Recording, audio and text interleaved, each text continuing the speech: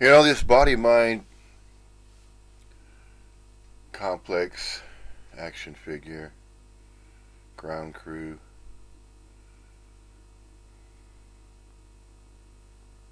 skin suit.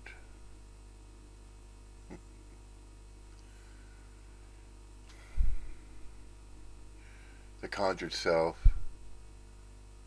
continues, even still. Oh, it certainly is going to conjure the idea that, oh, the collapse. I noticed it. I noticed the collapse. I noticed the collapse. See? And if that I happens to be the conjured self I, as a representation of the body mind, of the action figure, then that's still more conjuring, isn't it? Just as the Neo Advaitin body mind complex birth name and birthright, as Paul Hederman. But of course, it's not as Paul Hederman. A Neo Advaitin is not as that which we're not.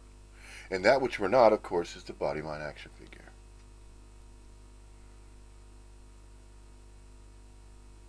And yet the conjuring continues.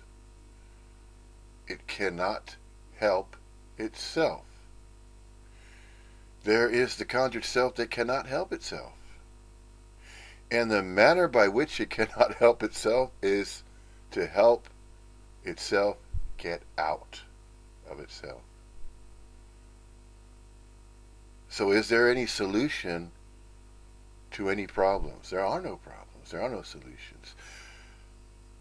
Problems are conjured, just as solutions are conjured. All of it is conjured. That which is thought about, that which is referred to consciousness, the mental thought system, the failed system, the matrix, the dream reality, the third dimensional construct. It's been called many things. What has been called many things? And there it is again. Calling, naming, categorizing. That's the world that the conjured self exists upon, or it believes that it exists upon, and therefore it expresses.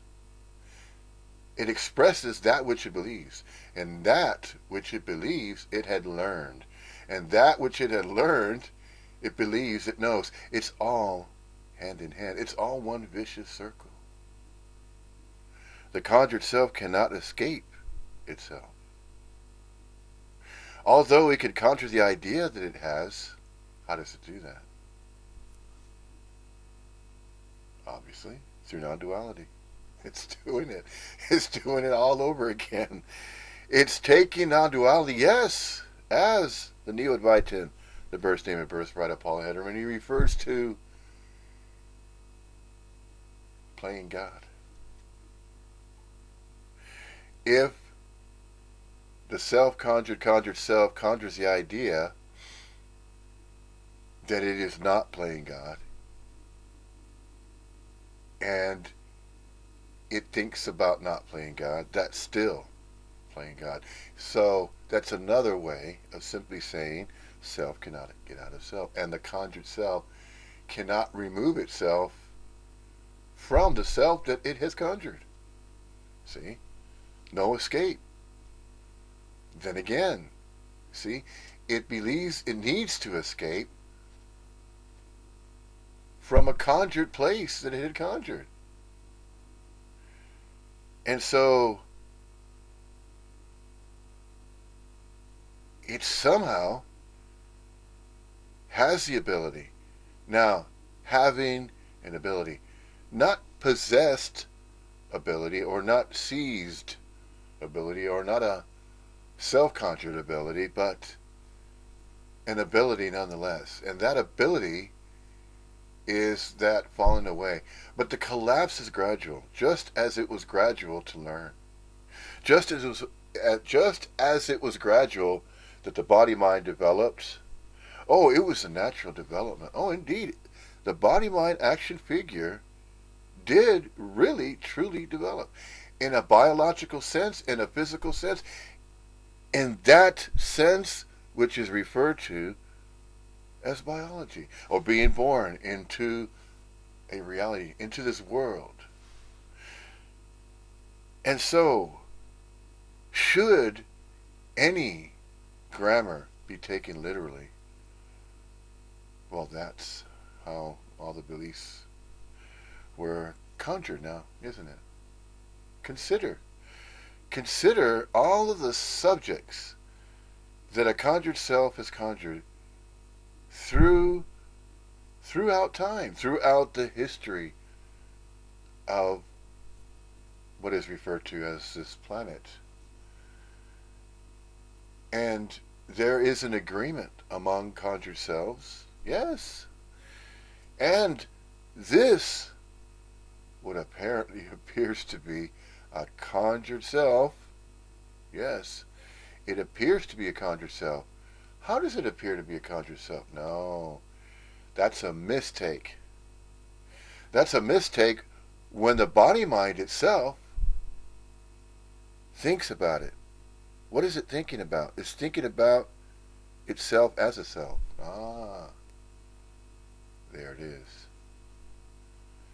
Catching itself.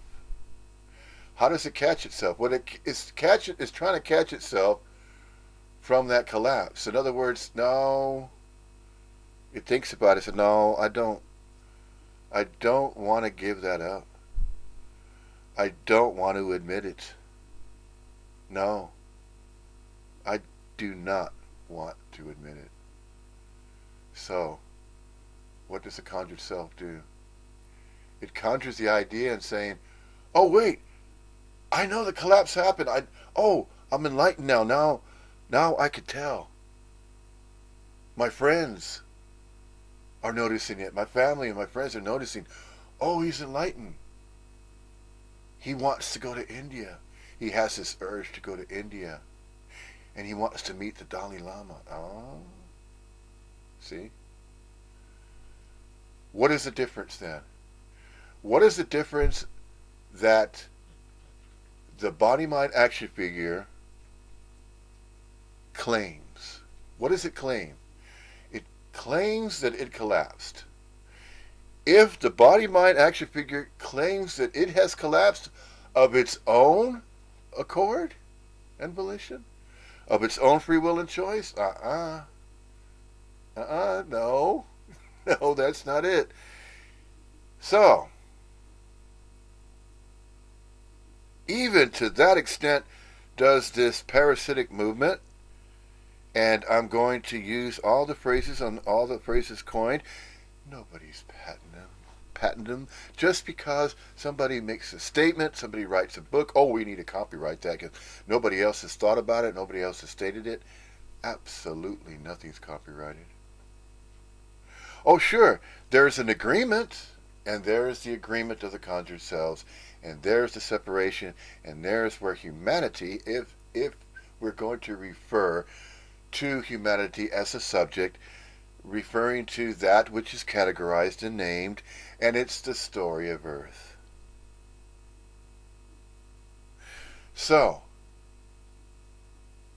the absolute is absolutely everything that is both real and unreal, everything and no thing, simultaneously so and not so.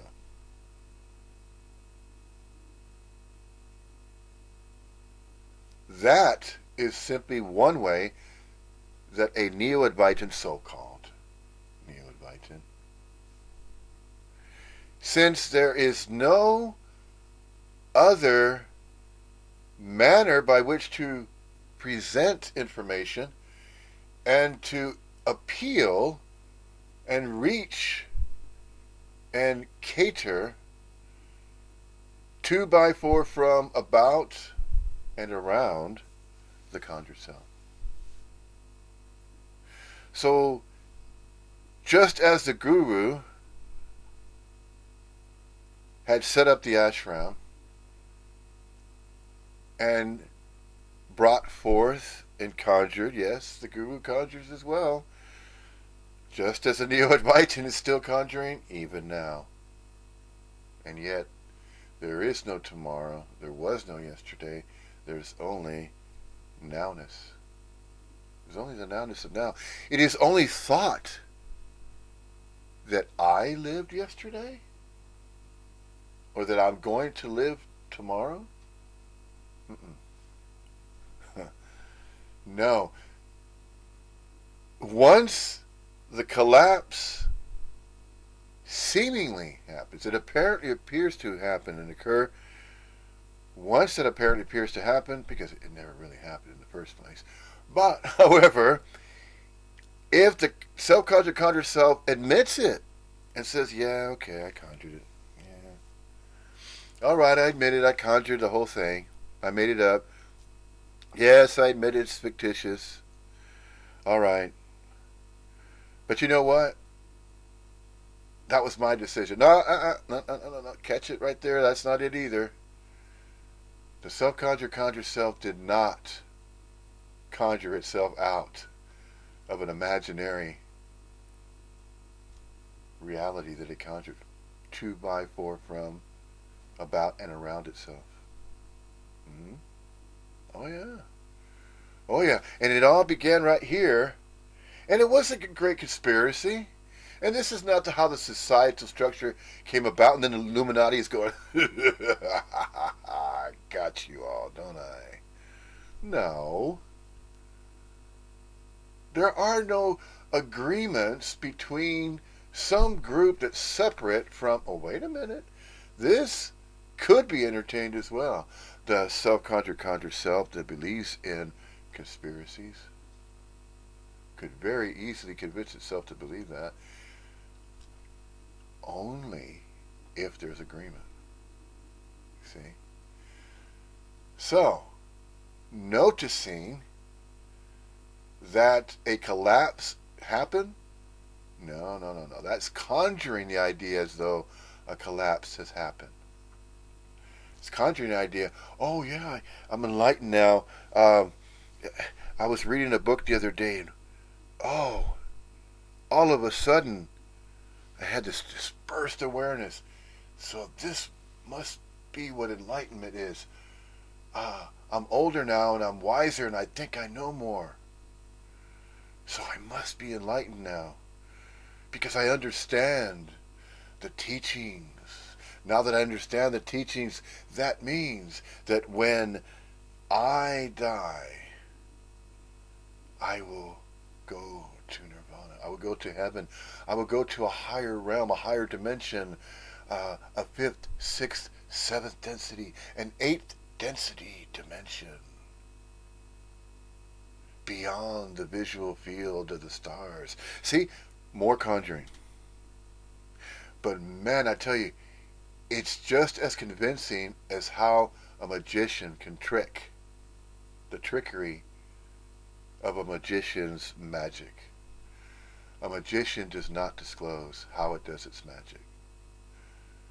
No, magicians, they don't normally do that. Publicly announce. They don't perform their magic and then turn around and say, okay, this is how I did such and such magic trick. Yeah. Well, the collapse of a self-conjured self can seemingly happen the same way. It's very clever. So very clever. That mental thought system, that parasitic movement, that parasitic? Parasitic movement. The parasitic movement, which is referred to borrow that phrase from the Neo-Advaitin, with the birth name and birthright of Paul Hederman.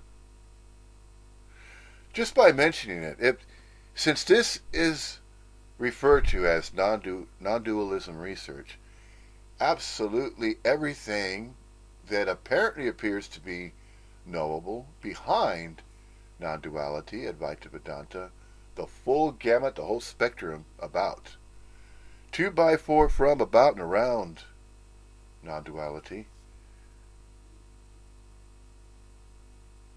it is seemingly not only going to be mentioned on this channel, but also found and, well, found. Found by who's going to find that? Figures of speech. What has been referred to as the human race, as the human form, as people, yes, we can still, when I say we, in agreement to that extent, whereby we're taking a language, and of course, obviously, the English language, to communicate among each other. Now, when we say among each other, that implies that among us there is separation. Now, be careful with that. But the figures of speech seem to always imply what? Seemingly that the English language can be set up in such a way that words and phrases and certain sentences and paragraphs put together can conjure a particular idea, a particular concept, subjectivity. It is not skillful means, barring another phrase from the Neo-Advaitin Birthday and Birthright of Paul Hederman. Conjuring. You see, it's not plagiarism if one Neo-Advaitin says, well, self cannot get out of self. Oh, no, wait a minute, I can't say that because I'm plagiarizing what Paul Hederman said, and he has his own books he's written. I haven't read them yet, but perhaps I could be accidentally breaching what he's written, see? Oh, no, no, you're not breaching what he's written unless, let's say, you, without foreknowledge, you wrote a book, you published one, but you need to be careful and put quotation marks if some other Neo-Advaitin wrote a non-duality book and then, well, no. No. That's only an agreement, of course. See, this is where the monetary system became so deeply entrenched in the societal structure to be believed that this is the monetary system that works. Somehow, contracells got together and said, okay, we need a monetary system to do what? Well, to keep track of goods and services that are traded. We're not trading animal skins anymore and things like that and objects. And we came up and we conjured. Yes, when I say we, well, this body mind action figure believed all about that. It believed in that story. Yes, the societal structure is an actual story. Story of what? Story of the human race. And the story of the earth includes the human race. Yet, the human race apparently appears to be the final testament.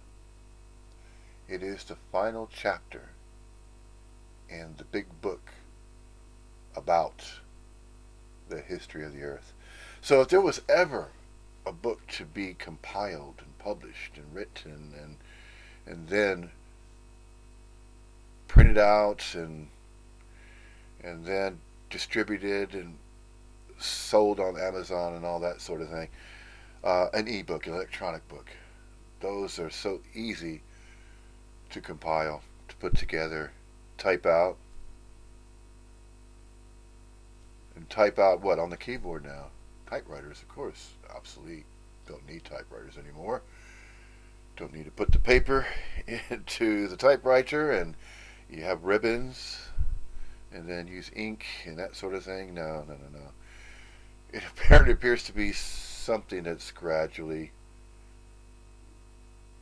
progressing, just as technology has the appearance that it is progressing. And it's being modified and refined.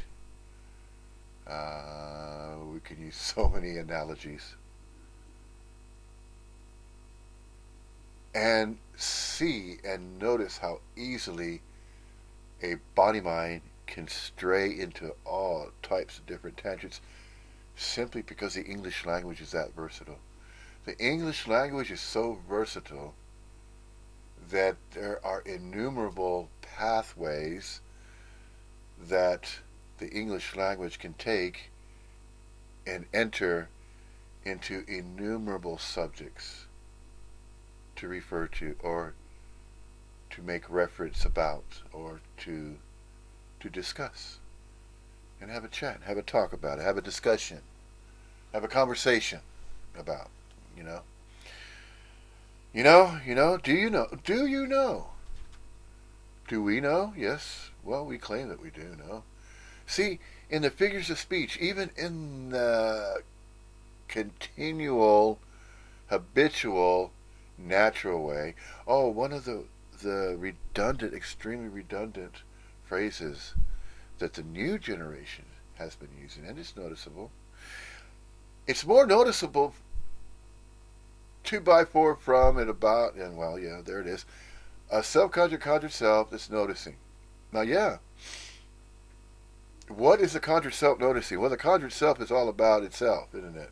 It's all about the me. It's all about my life, me. It's going back to that again. See, pointing to this. This is all that matters. And I'm sure when you point to your own body, mind, and you go like this and say, yeah, you mentioned your birth name, birthright. Say, yeah, Richard Trevino has his own life to live. No. No. Oh, this body mind action figure has tried that. Oh yeah, you can definitely believe that. And that is an admittance. That's an admittance to say this body mind action figure has not come up with a whole new strategy and a whole new way of spiritual teachings to impart to the masses. No. That is precisely the manner by which Guru manifests. Spiritual teachings, spiritual teachers with spiritual teachings, conjured. Yeah, spiritual teachers that say, well, I've come up with a spiritual teaching that works. This works. This is guaranteed for that collapse, for those body mind action figures that are wondering how and when is the collapse going to happen for me? See? And if they say it that way, no, that's not the message. No, that's not how it works. It doesn't even work. It's not a working. It's not. It's not a conjuring of working and coming up with a process and a strategy and saying, oh, well, if you do, see, there it is, doing. No, you don't have to do anything. However, if it's mentioned in this way, that's how a body mind action figure can catch it. You can catch it and notice it. Okay? If they're calling something a spiritual teaching, a subject, a process, and a manner by which the collapse can happen, yes, a collapse can happen to you. I have a book, and it will show you how to collapse your body mind action figure so that you too can join the Neo-Advaitin movement. No. See, that's the same as the other day I heard about it. I'm not going to drop any more names because the names that were dropped before, that doesn't even matter. And yet, it's still called out. Yes. And yet, taking steps back, further back, just as the visual field opens up, another aperture opens up like this. It'll happen 7 or 8 times. That's just an example that, to borrow the information from the Neo-Advaitin, the birthday and birthright of Paul Hederman, which, by the way, we will be going into one of the latest satsangs, pre-recordings. This one's dated on the 5th of October. It's the 9th of October, and every time a new satsang is recorded, um, then we go over it. It just it just so happens to be how it apparently appeared to develop. There was no pre-planning. There wasn't this body mind action figure thinking to itself, "Oh, one day in the future, years ago, one day in the future, I'm going to be on YouTube. I'm going to have my own channel, and I am going to buy a computer and buy a camera." No, none of that. This that's apparently appearing to happen is just apparently appearing to happen. There was no planning involved. No. Life is not a plan. Ah, there it is. Life, the life force that apparently appears to be enlivening the aliveness of living things. No, there's just aliveness. There's the life force. There's aliveness. There's nature. That's all a demonstration, if you will, or an illustration of a continual absolute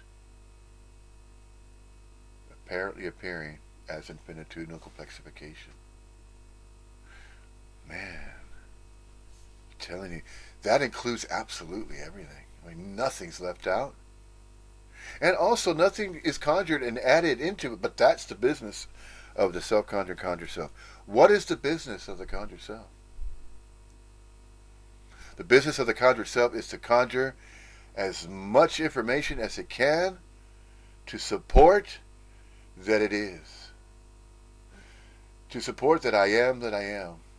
And you too can say the same thing. Because you're a separate I am that I am. I'm a separate I am that I am because I have my own life to live. And I thought about that. And you know, I said to myself, 2x4 from and about and around myself? No. It can't do that anymore. It can't do what it thought it was doing. There is no doing. That's how it caught itself. How did it catch itself? It caught itself conjuring that idea that it was doing an activity. 2x4 from and about and around itself. That's how it caught it. See, and that's not a collapse. It apparently appears to be one. But you see, that's another way of simply saying, well, I noticed that I am not this manifestation, this projection. I look in the mirror and so many times did I wonder, is there something I'm missing? Am I overlooking something? Have I read enough spiritual books? Have I come across enough titles and enough ways to approach the subject of spirituality and enlightenment? You see, the staunch seeker that claimed it was a staunch seeker, although the seeker is a sought, oh indeed, the seeker is definitely, obviously the sought, simply because it exhausted every single avenue that it could encounter. It encountered so many, it invested time. Now nobody invests time, it's a figure of speech of course. But without time, there would not be this apparent appearance of this setup. We're going to call this dream reality a setup. We have to call it that. Why do we have to call it that? It apparently appears to be the only way, using the English language, to convey what apparently appears to be going on all the time. What's apparently appearing to be going on all the time? Life. And life 2x4 from and about and around anything? Or anybody? Or anyone? No. To, by, for, from, and about, and around absolutely everybody. If we're going to entertain that idea, all right, so we're going to entertain it. Now that's what this is all about now.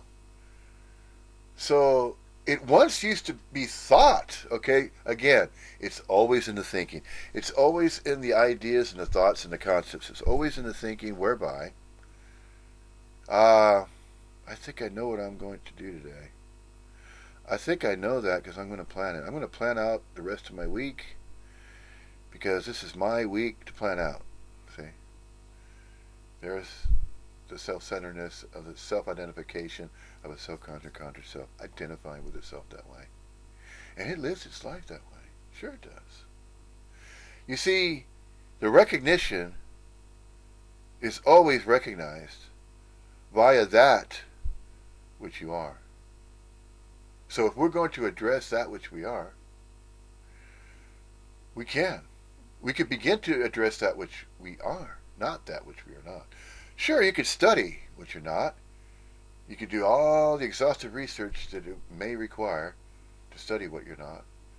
But eventually, that too is going to become so, seemingly so redundant, you're going to touch upon absolutely every angle, every approach to study what you're not, that eventually it's going to reach a point, just as it did as the seeker. See the force, the energetic movement, you can call it a force, energetic movement, taking consciousness, okay, and consciousness taking that which you're not, which is the manifestation, the temporal, temporary unit of local quality of consciousness, energy form manifestation. Yeah. It's just a projection, in a sense, so to speak. So the body-mind human corporeal manifestation is likened to a projection that's being projected onto a screen. What's the screen? The screen, of course, obviously, is the dream reality. It could be construed as a third-dimensional construct. We're referring to a third-dimensional construct is to conjure that idea and to imagine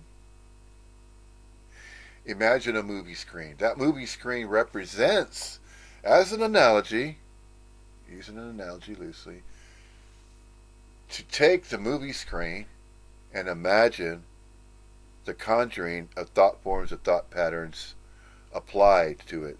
Therefore, this is why it was thought via the metaphysician or via the astrophysicist that entertains the idea regarding finitudinal complexification. Science is about to, by, for, from, and about, and around physics, finitudinal complexification. Science is all about that which is finite. Science is not about infinitudinal complexification. Science does not explain the infinite. It cannot. No subject conjured and even in agreement with the greatest proclaimed, greatest minds on the planet. These astrophysicists and names, the obvious names that have been deemed to be some of the greatest minds that this world has ever seen. Stephen Hawking, Albert Einstein, Oppenheimer. I mean, the list goes on and on. And that list is what? Oh, the list of the greatest minds that ever lived. And in the history books, they're going to go down in history. They're legends. No. See? More conjuring. So, history of the earth.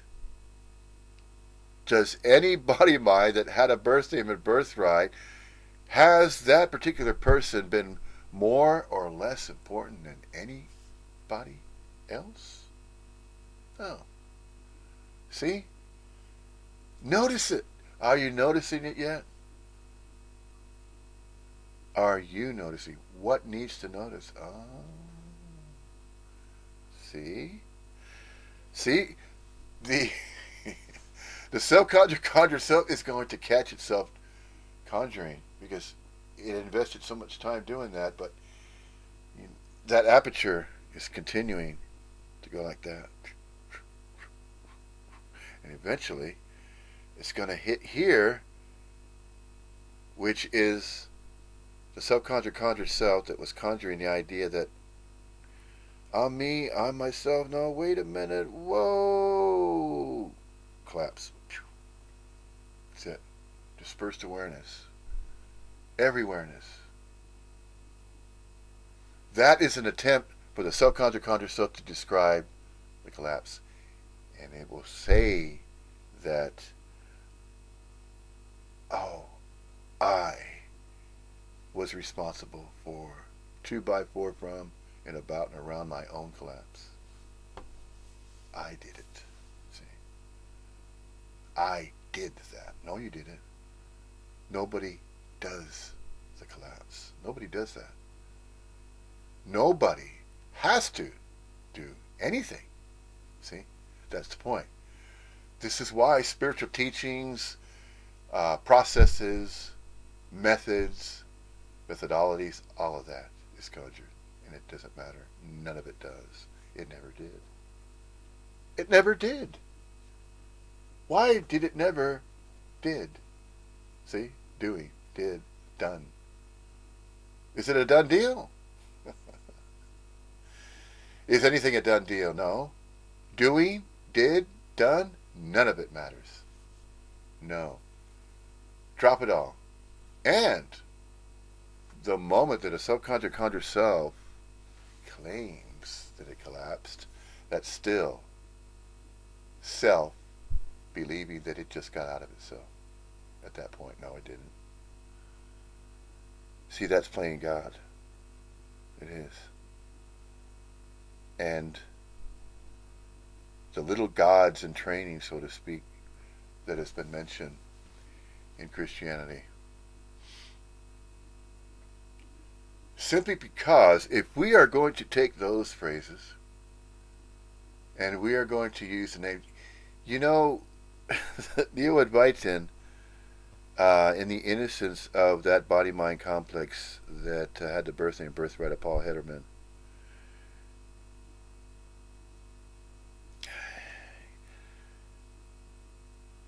in some of the satsangs that we're referring to, well, Jesus Christ has said that you're in this world, but not of this world. And he said many other things besides that, though. But we can't cherry pick at this. The moment we begin cherry picking it, then notice what can easily, apparently, appear to happen, and it has. And it doesn't even have to be admitted because it's obvious. Branching off. It's no different than the same setup of the guru and the devotee. It's happening with the Neo Advaitin movement. We're just giving it another name. It has always been Advaita Vedanta. It has always been the origins, the point of origins. It has always been that way. No, it hasn't. Catch that as well. That was conjured. The idea of a geographical location of India and the very first Dalai Lama and the very first written, inscribed and written, the very first Sanskrit writings that were etched upon some type of material, a parchment of some type. It was etched with the Sanskrit figures, the little Sanskrit symbols, likened to the alphabet of the English language. So there was a Sanskrit, and there was a place geographically thought to be India. That it's still a place right now. Really? In space and time? Yeah, but that's Maya. That's temporal. Oh, that is so very surreal. So very surreal. That is so far removed from that energetic movement of the self-conjured conjured self so far removed from that?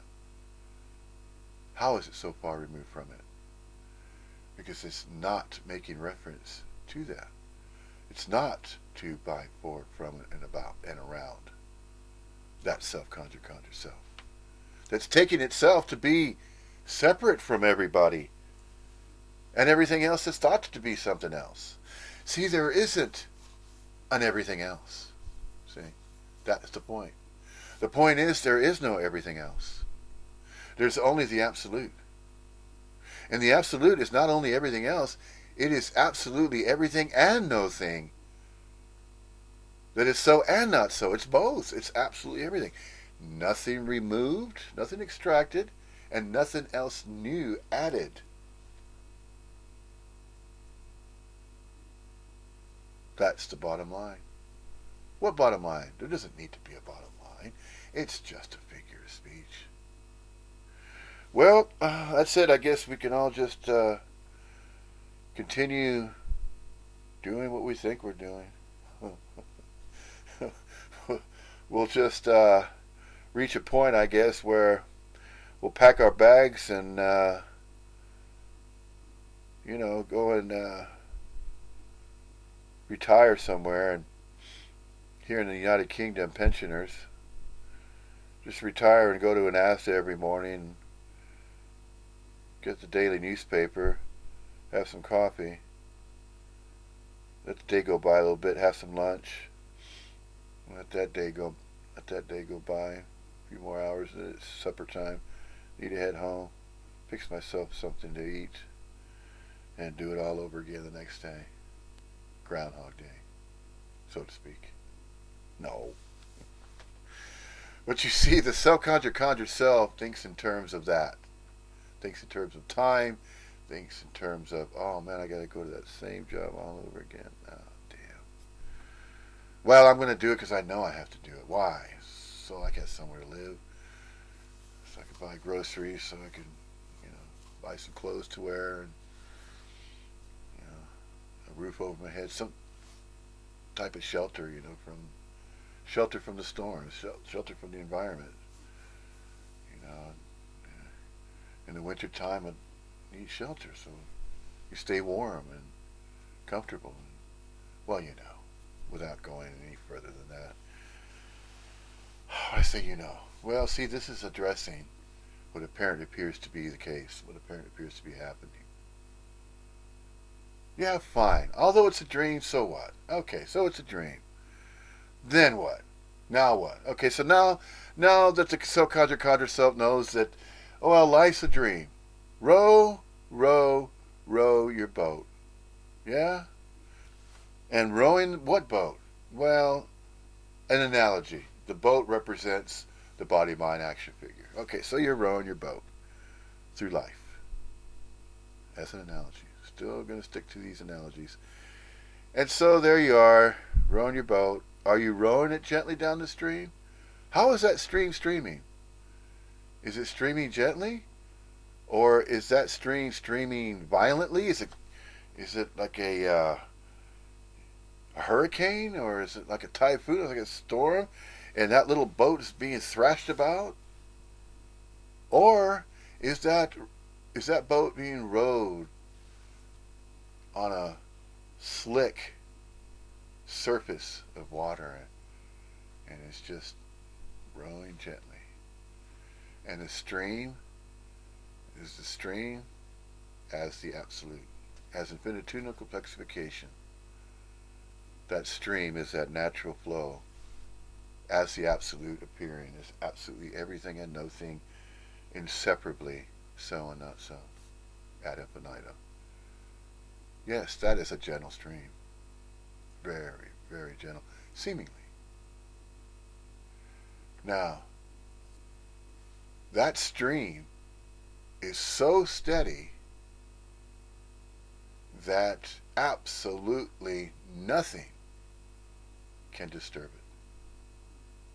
Simply because it is the empty fullness. And yet, it is referred to as unconditional love. How can anybody claim that the absolute is unconditional love, or that it's a stream, or these are just figures of speech. See, Tony Parsons has the birth name and birthright, Tony Parsons. That body mind action figure that's of an elderly age now. I could say that because that body mind is older than this one. All right. Oh yeah, the better looking part. We're not going to go there, are we? No. We're not going to refer to looks because that's very superficial. And yes, ha ha ha ha ha. We all laugh about that.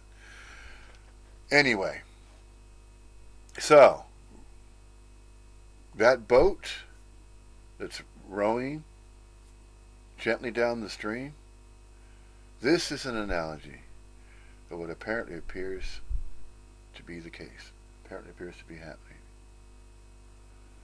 Now, this is just a poetic way of taking the English language and expressing.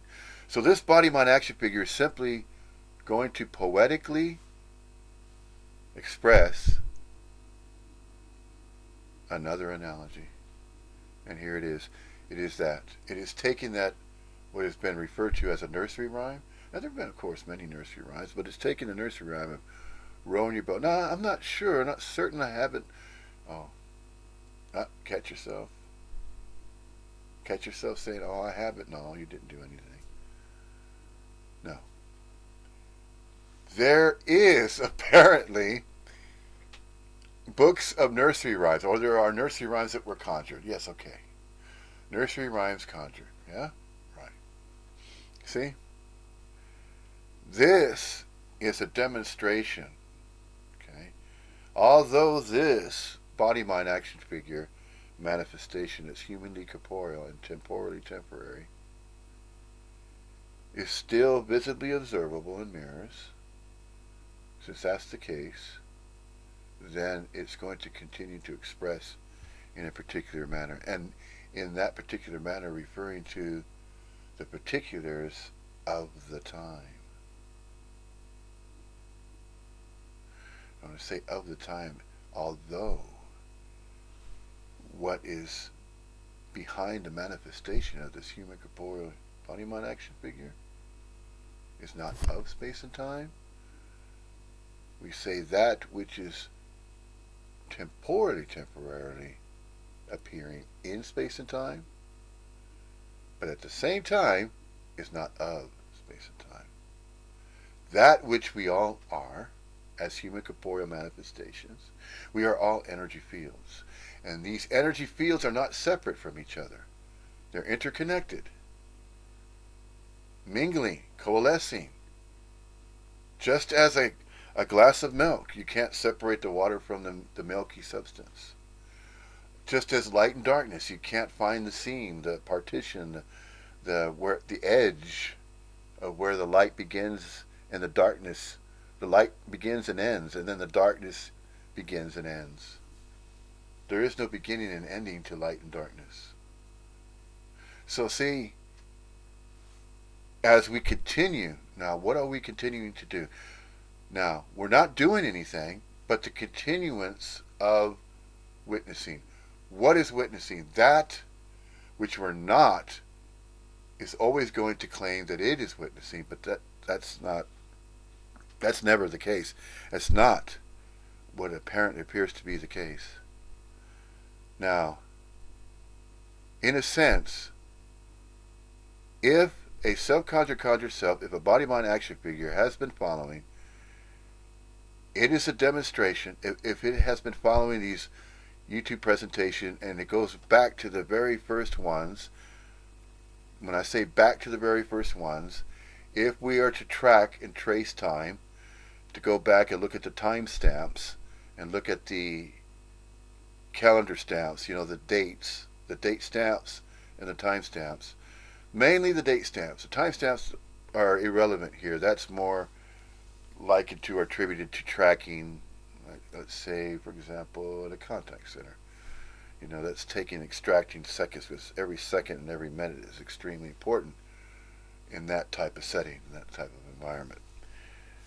But referring to this particular channel, this YouTube channel, okay? Now, this just apparently appeared to develop and come about as it has. There was no planning. This body mind action figure wasn't planning and thinking, okay, in the future, this body mind action figure is going to create its own YouTube channel, all that. No, this was 10 years ago. 10 years ago, there was no YouTube. Okay, it was just barely beginning to become a YouTube. It was just a little baby beta, and all programs start as betas, and then they begin to develop and grow. Kind of similar to the body mind action figure. Kind of similar to that, where it's born into reality, born into the world as a little baby, little infant, little fetus in a womb. Another analogy, see? So, row that boat. And what is the rowing? It is the life force, the enlivened life force as the absolute. So, it is expressing, the absolute is expressing through body, mind, action figures, bodying. So there's bodying, and the absolute is flowing through it all the time, and even beyond time. So that flow, that stream, as the absolute, is streaming infinitudinal complexification throughout the infinite universe.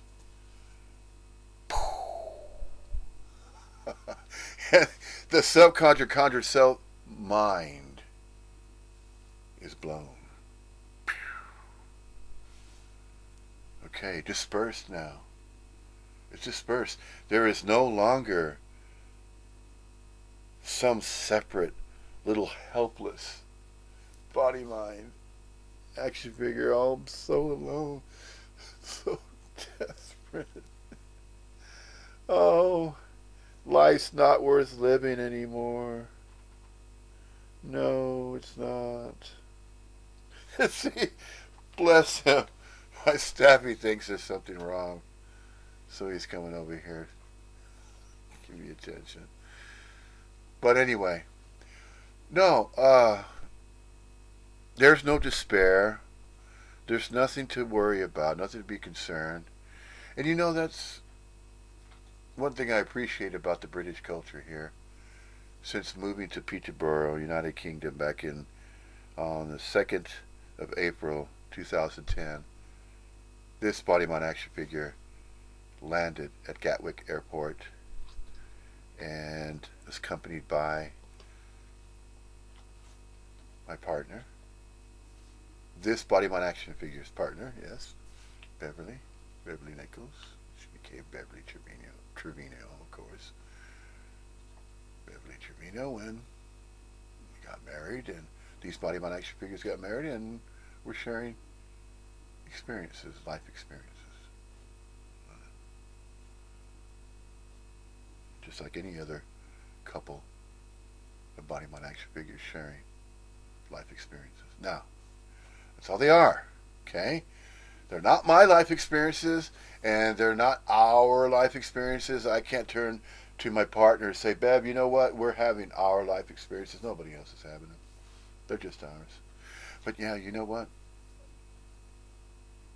The Neo Advaitin is going to catch these forms of expression that are used in various settings. Yes. Accommodating. Now that is a sense of responsibility to a certain degree. Responsibility for what?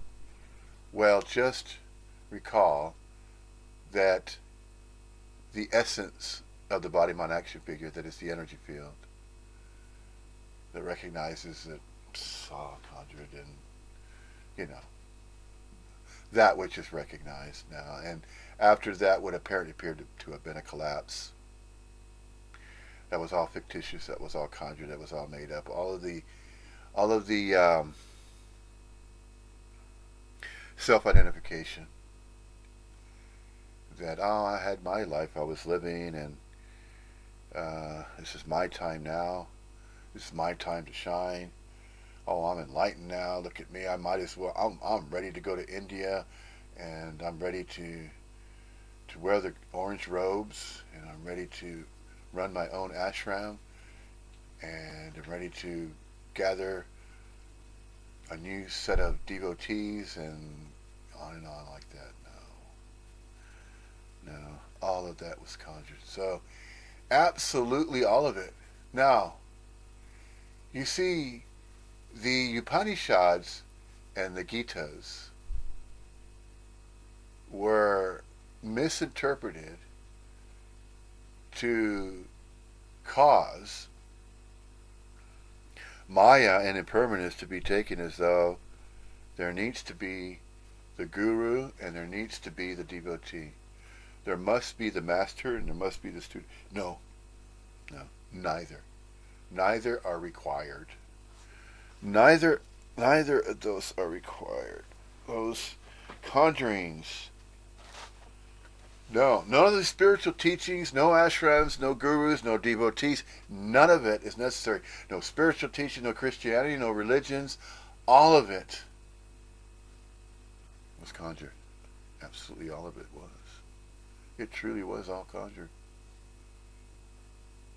Believe it or not. Caught it again. Caught it again, believe it or not. No, neither. It's neither to be believed or not to be believed. It is neither. Why? Because beliefs are not necessary as the absolute appears, as absolutely everything and no thing. Inseparably so and not so, ad infinitum. Beliefs are not required. Knowings are not required. Doings are not required. And even to say that, oh, well, okay, then we'll simply be that. No. Not even that. But even to say, well, yeah, I'm being. No, you're not. You're not doing the being, are you? Does it take effort to be? Okay. Of course not. You're expressing, okay? Just leave it at that. Yeah. It's just expression. But just recognize, of course, and I'm sure at this point, if it's recognized that this is temporally temporary, then that body mind extra figure isn't going to conjure the idea of the fear of death, because it knows it doesn't die. It already knows that. And it also knows and recognizes that it was never born. But that's not even a knowing. It's just a recognition. It's just noticing. It's just a recognition. Is there a difference between recognition and knowing? Well, there's still cognition involved, because recognition is taking cognition and redistributing it and then calling it either a belief or a knowing. Drop all of it and then it's recognized that what? Well, recognition is not even required. Whoa! See, there goes. There goes the aperture. More, like that, like that, like that. And then it continues to do that. This Staffy is so damn needy. I pet it for several minutes. One time I timed it. This Staffy, so damn needy that I petted it for 30 minutes and it still wanted more petting. It still didn't get enough. It feels that strongly to have attention. But then after a while, I have to kind of be a little stern with it. I don't want to do that, because I have great admiration and great compassion for the innocent little canines. You know, the canines are just filled with unconditional love. They're a representation of unconditional love. Bless him. You know, he walks away a little bit droopy because he thinks that I'm scolding him, but I'm not scolding him at all. I try to be as gentle as I can with him, but you know, it's just like raising a child. There's this dog whisperer, so to speak, by the name of Caesar Milan. Okay, those that are really into taking care of their canine, their pet dog, will know who that is. And Caesar Milan once said that all dogs, all canines, regardless of their age, are equivalent to a 5-year-old human child. And that apparently appears to be true. That's very true because down in the living room, Mustafi Oscar, he'll take a ball in his mouth and he'll flop himself down, and he'll lay down and then he'll be on his back with his kicking his hind legs and then with its two front paws, it's holding the ball up like this and it has it in its mouth and it's kind of teetering and it's kind of wiggling because it still thinks it's a puppy. It's nearly 11 years old now, 10, 11 years old, and that's equivalent to nearly a 50 or 60-year-old person. And and that's just anthropomorphizing, anthropomorphizing. The more syllables that an English word has, the more difficult it is to enunciate. Anyway, row, row that boat. Row, row, row your boat gently down the stream of life, the absolute, however it's going to unfold. Is it unfolding? Well, it's the appearance of an unfoldment. There's the fold. What are folds? Folds are the appearances of various races of human beings manifesting entities. One fold is the white Anglo-Saxon Protestant. Another fold are the African Americans with a very dark skin, and there's different tones of skin, of course. Another fold are the Orientals, the Asiatics, those from Far East, Japan, China, Indonesia, Vietnam, Korea. See all these names. This body mind action figure, of course, went through the public school system. So what is it going to express? Well, it used to. It's not expressing any of those learned responses and learned information, knowledge-based information. It has tapped into that upload, the uploading. It's all uploads now. It's not downloads anymore.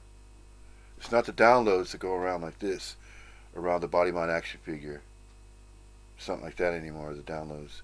These are uploads. Those uploads are from out of nowhere, from nothing. And that's what we are. We're timeless, we're boundless, we're energy. We're energetic movements. We're energy fields. We are likened to little orbs, balls of light that have no edges. They're just light, and then they just appear as points of light.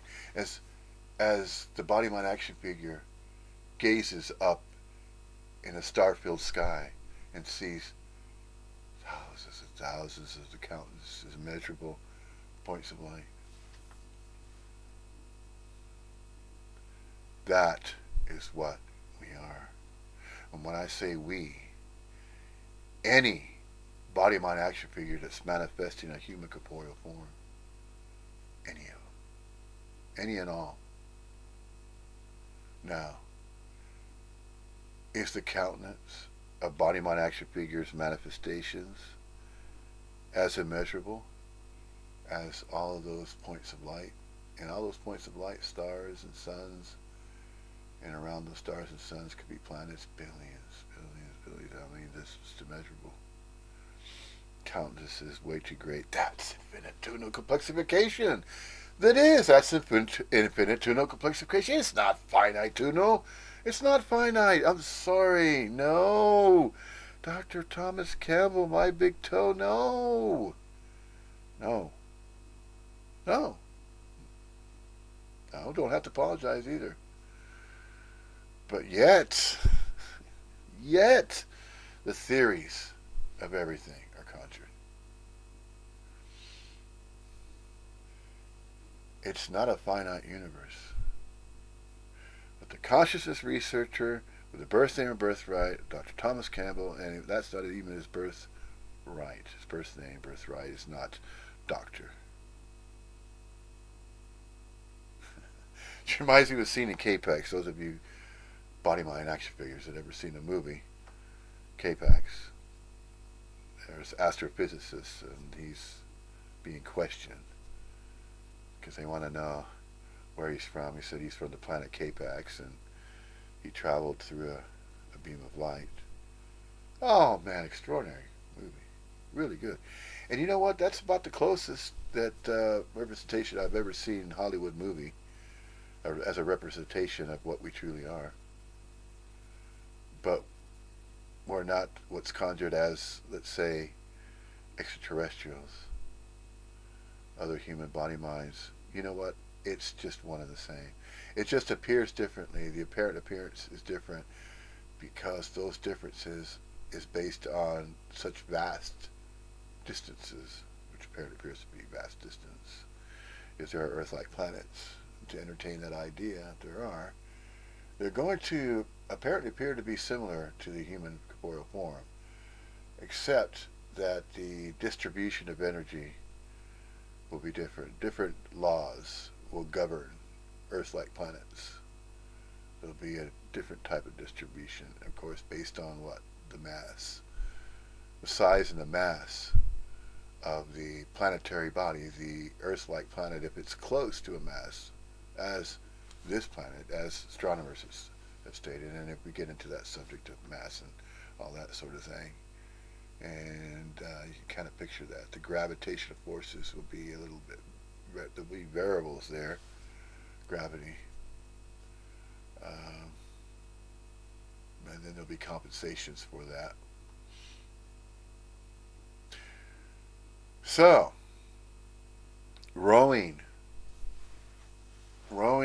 the boat, and the act of rowing is just simply manifesting gently down the stream.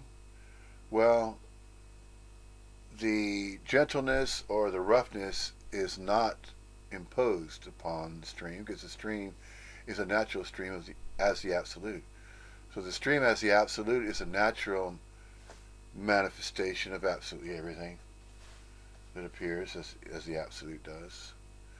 Is the absolute appearing in a particular way? Only to, by, for, from, and about, and around the self-conscious self that believes that and thinks in terms of that. But no. It's not unknowable. The absolute is not unknowable. It doesn't have to be unknowable. To simply be absolutely everything and nothing. Everything and no thing. Inseparably so and not so. Ad infinitum. So rowing the boat. Is there any rowing required? See? There's the witness. There's the visual field via a body-mind action field. Yeah. A body-mind action figure is more likened to an action field, you could say. A field of energy. So instead of calling this manifestation a body-mind action figure, call it an action field. Because it's an action field of energy. It's an energy field of action that apparently appears to be action, but that's not even, it's just a figure of speech. But the activity and the action, the appearance of activity, it's not really movement. It's not movement, and it's not stillness. It's neither. It's both. It's both the appearance of movement and its stillness. And the absolute in the stillness is still the absolute, appearing as stillness. Yeah, see? There's the play of words again. It sounds paradoxical, of course, and whenever we're referring to the absolute, because nothing is left out. And nothing is singled out. Nothing is isolated. Everything and no thing is inseparable. And everything and no thing is inseparably so and not so simultaneously. And to simply say that, and there's this body-mind action figure temporarily making statements. It is uttering words. It is expressing with tonations and tones and English language. And it's only appealing to that which can communicate and can transmit and receive this particular language. And yet, notice the variables that are there, the differences. Although they're differences, it's no different. It only apparently appears to be different. So you see, the idea of separation to say, oh, well, you are different than me. No. Drop the you and drop the me, and what is there? Drop the you, drop the me, there's no longer a you and there's no longer a me. There's us. Is there? Catch that too. See? Aperture. It's not even us. It's not even we. It's the absolute. That's right. You guessed it. No, you didn't even have to guess that. Because you're already mingling. You're already mixing, coalescing with the absolute, so it's no longer we, us, everybody's off the game board. And there is no game. Only apparently appears to be a game. Game of what? Game of life.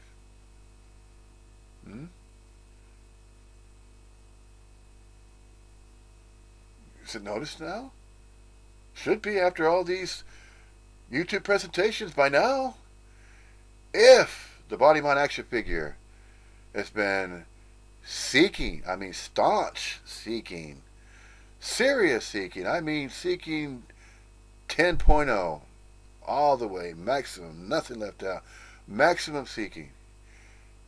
That is when, how, when, and apparently appearing to be how that collapse is of all the conjuring, all the fictitious stories, all the presumptions, all of these made up fanciful notions, all of that is going to be recognized and acknowledged that it was fictitious. It was all made up. It was just storytelling. Yeah, it was just storytelling. It was just all made up. It wasn't real. Neither was it unreal. It was neither. It was neither exclusively real or exclusively unreal. It was neither. But it is going to be recognized at some point, 2 by 4 from and about and around that self-conjure conjure self, when it finally unwinds and collapse, apparently appears to happen, dispersed awareness, merging, constantly always merging. That's right, no nouns, indeed. Birth name and birthright of Paul Hederman, the Neo-Advaitin. The Neo-Advaitin that is so named, Paul Hederman, indeed. The unspoken yes.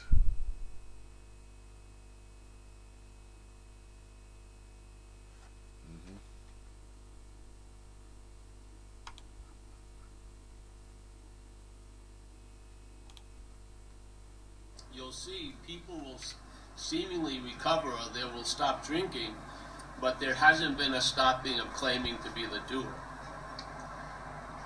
Yeah, so the claiming to be the doer is before drinking or not drinking. So you're the one who's claiming to be the doer and not drinking, and you were the doer and drinking. Yeah. So now being the doer of the drinking produced a lot of bad, let's say, shame and guilt. And now, not being the drinker, the doer of the drinking, you start feeling better. Yeah? And this body mind action figure is going to use that analogy that he refers to drinking, because that particular body mind action figure, and if the body mind action figures that have been following all along the message regarding non-duality, Advaita Vedanta, via the presentations that have been presented on the Zen Bitch Slap and on the YouTube channel of Paul Hederman, that, Advaitin, if If that has been followed, then it would not require explanations regarding the manner by which this particular body mind action figure and how this body mind action figure as a neo Advaitin is expressing the birth name and birthright of Richard Trevino. It's going to be expressing in a similar way, but taking a different analogy. Taking the analogy of seeking, because that is the manner by which the recognition of the collapse fell, that it was all fictitious and it was never separate from everybody and everything else. The admittance, the falling away, the collapse. 2 by 4 from and about this particular action figure, whereby it's recognizing it's just a manifestation. It's just, although it is biological, obviously, it can feel and all that, but it's no longer self-identifying with itself anymore. It can't even try to go back into it, because it was never real. It was never exclusively real. You see? That's why it's impossible for the self to claim that it can get out of itself, because it was never that self to begin with. See? It was just simply an appearance, simply a manifestation, although biologically so. But it took the biology and the feeling of the biology, and it took the 5 senses of the body mind action figure, and it took all of that, all of those sensations and feelings, and it self-identified with itself, and it's pointing to itself and saying, these are my feelings, this is my body, I can do with whatever I want with it. No, you were never doing anything you wanted to with it. If anything, you were trying to interfere, you were trying to conjure and come up with your own interpretation of what you thought you were. You see, you only thought you were a permanent body and mind. Permanently. So, no. You are not permanently so. You never were, and you never will be. You are not even a separate you. I am not a separate I. We are not separate from everybody and everything else. Yeah? Now, if that doesn't Zen bitch slap or Zen body slam the body mind action figure to collapse and go, whoa, oh, and then the unspoken yes, oh,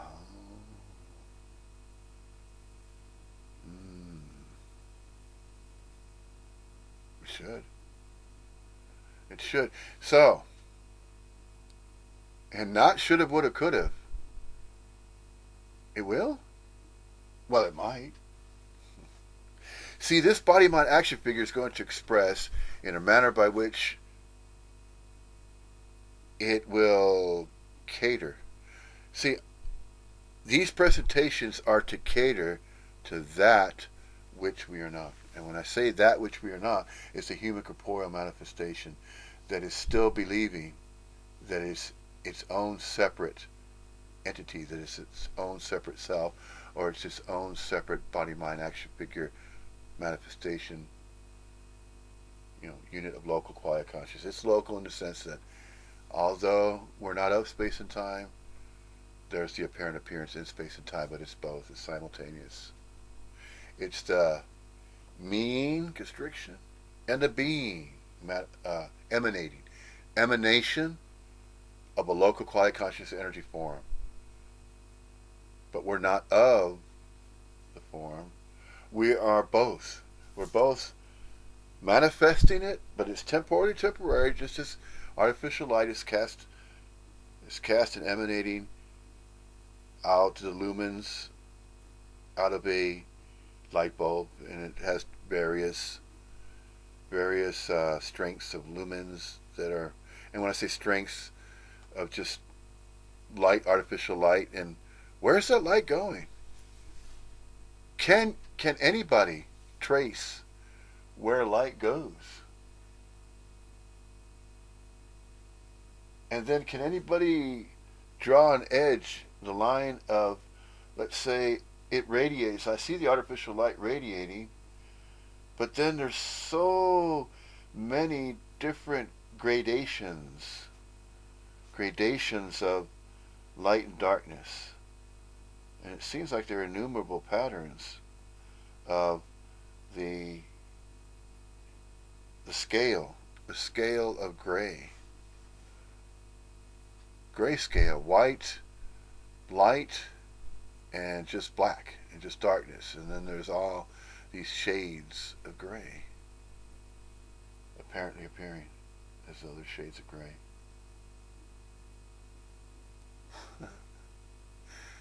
Now, just take these analogies. Take the analogies, take them in, simply because the body-mind action figure is so habitual regarding the knowing and the doing. Just relax. Just be as relaxed as possible, and then take in these analogies. And then that unspoken yes, the unspoken yes, and then the unraveling, and then the collapse, and then the unspoken yes, and then whoa, aha, okay, okay. So this body-mind action figure caught itself whilst it was being a staunch seeker. I mean, it was really, really deeply entrenched in the seeking back in 2016. If we're going to trace and track time, because the body mind is going to want to hear this, it's going to want to hear that story, it's going to want to know, and then perhaps by following that particular, well, yeah, in a sense, by following that particular pattern. Not to say that, oh, okay, so I went to Walmart, I was reaching for a toaster top shelf, it fell on my head, then I was enlightened. Not like that. That's not the same type of analogy you're trying to use here. No, that's how a self-conjured self might believe that the collapse can happen that way. No, not necessarily. However, since the countenance is so great of absolutely everything, then the appearance of the body-mind action figure, that too, is emanating a countenance that's immeasurable as well. So, yes, that apparently appears to be the case, simply because if the absolute is absolutely everything and no thing inseparably so and not so, and then there's the infinitudinal complexification that's witnessed, and that happens to be the absolute appearing as infinitudinal complexification. And so all these appearances of immeasurable countenance is the same as the human corporeal manifestations of various body-mind action figures that appear as a particular human corporeal manifestation. See? And so are there any boats to row? No. Do we have to row these manifestations to appear gently, or are we controlling? Are we controlling? Do we have to control the manner by which that stream is going to flow? The stream of life is going to apparently appear to flow however it will, because that's the accord and volition, just as nature. Just as nature apparently appears to have its own accord and volition. When a hurricane goes through, as an example, using that analogy of a atmospheric condition, typhoon or hurricane, can that be controlled by anybody? No. So, in that manner, or in that way of thinking, using that analogy, that's how the absolute apparently appears to show up. It's absolutely everything and no thing, inseparably so and not so, ad infinitum. There it is. I mean, do I mean anything? No, I can't. Can't say that. No. I can't say, well, No, I can't say that either. See? The body mind action figure is no longer going to be able to express the way it used to. It's not going to be able to do that. It can't, because it used to coerce itself and conjure it. But you see, now that it's caught itself trying to act out. Yeah. The subconscious dog hears the cat. Get the kitty! Get the kitty! Get it! Get the kitty! Get the kitty! Meow! Get it! Get the kitty! Get the kitty! Oscar wants to play with the cat. No, you can't get the kitty. No, don't you flappy at me that way. Go get the volley. Flappy. When he does his ears like that, the dogs that have those long ears and then they shake their heads real quick, call that flappity. I just play with him. Don't you flappy at me. So I have the ball. Let me see if you can get on the camera so you can take a look at him and see what he looks like.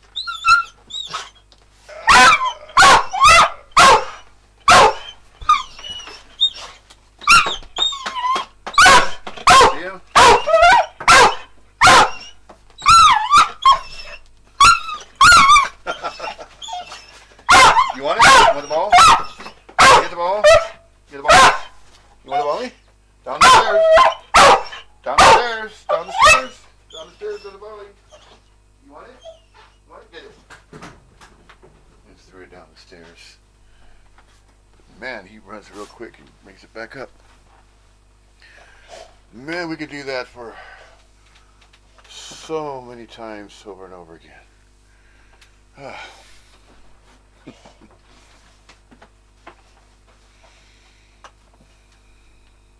I once tested Oscar, and I took one of the play balls. He has like 3 or 4 of them now, different types he's gone through. And the only one that he hasn't chewed up is the indestructible one that we bought at the Range. There's a store here in Peterborough called the Range, and it has all kinds of items. And we went in the pet section, and it's a solid red one, solid red ball, and it's designed with very, very thick rubbery type of material, and it's very condensed type rubber, so he chews on it, but he can't quite get his teeth to sink in with some of the other cheaper ones. The other cheaper ones he's been able to chew up. Let me pause this. I need to get some coffee. It's been sitting in there a while. I need to get it. Pause.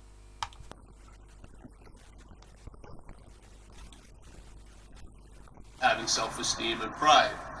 Yeah, it's the same coin, really, still. And so you're still bonded to the system of self. So it's very difficult. Like when I would be using, after years of it, observing it, I was apt to do almost anything to anybody unless you could physically stop me. Yeah. When I was on the hunt to get what I wanted, I would do basically anything. So, and there's a statement in the book of recovery, which is the first part of the first statement is you're powerless over the shit, alcohol and drugs. Yeah. And so it's like you're dancing with a gorilla. You're going to stop when the gorilla wants to stop. So you would think there would be an out of doership there.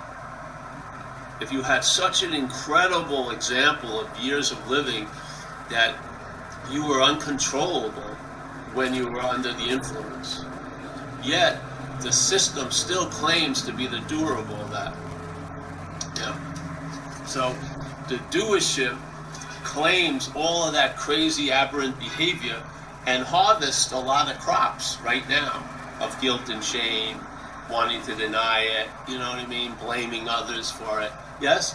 All these reactions rooted in the sense of being the doer, trying to get a little release or relief from being the doer.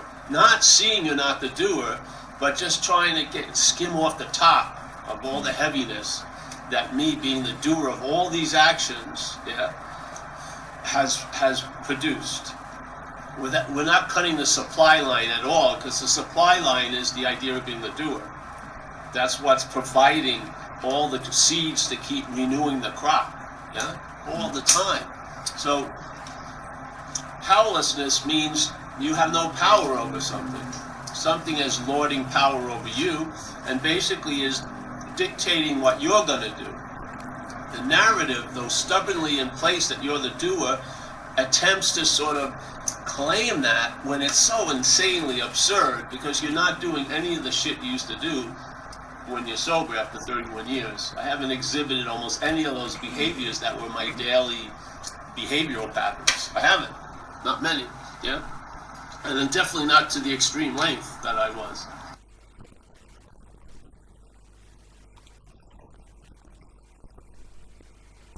Well, the same could be said, using the analogy of drinking and being an alcoholic, and then that's taking over your life, and you were trying to figure out a way to stop from abusing the use of alcohol or anything, that's beyond moderation. And of course, that body mind action figure as the birthday and birthright of Paul Hitterman. If you see some of the past presentations that he's done or interviews, a lot of the interviews of the past, they seem to have a kind of a new agey feel to them, or information, about consciousness and new agey stuff. But he got away from it by taking the message of Advaita Vedanta non-duality, and then of using the analogy of the addiction to drinking as finding the correlation of how a body mind action figure as that which we're not, taken to be as though that's what we are, self-identifying with it and then thinking that's us, or you are the body and I'm the body, and the appearance of them is, although it's different, each body mind action figure has terminal uniqueness, and that there's permanence and everything's permanent, but it's taking that same same message is stated there. The same message of Advaita Vedanta of non-duality is stated with the various forms of expression of the human corporeal manifestations are going to express taking particular words, taking different words and arrangements of words and sentences of the English language to simply say, okay, body mind action figures can express via vocalizations, verbalizing, speaking, uttering words and tonations and variable sounds that are being emanated, and as air is pushed from the lungs through the vocal cords, and so that's a manipulation to a certain degree. So this manipulation of the vocal cords and a manipulation of forming words, vowels, consonants, saying statements, verbalizing, vocalizing, these kind of expressions, they're no different no different than a dog barking or howling or growling when it's angry. It growls when it's angry, or it wags its tail when it's happy. Um, a cat meowing, and a cat will hiss if it's angry, and a cat will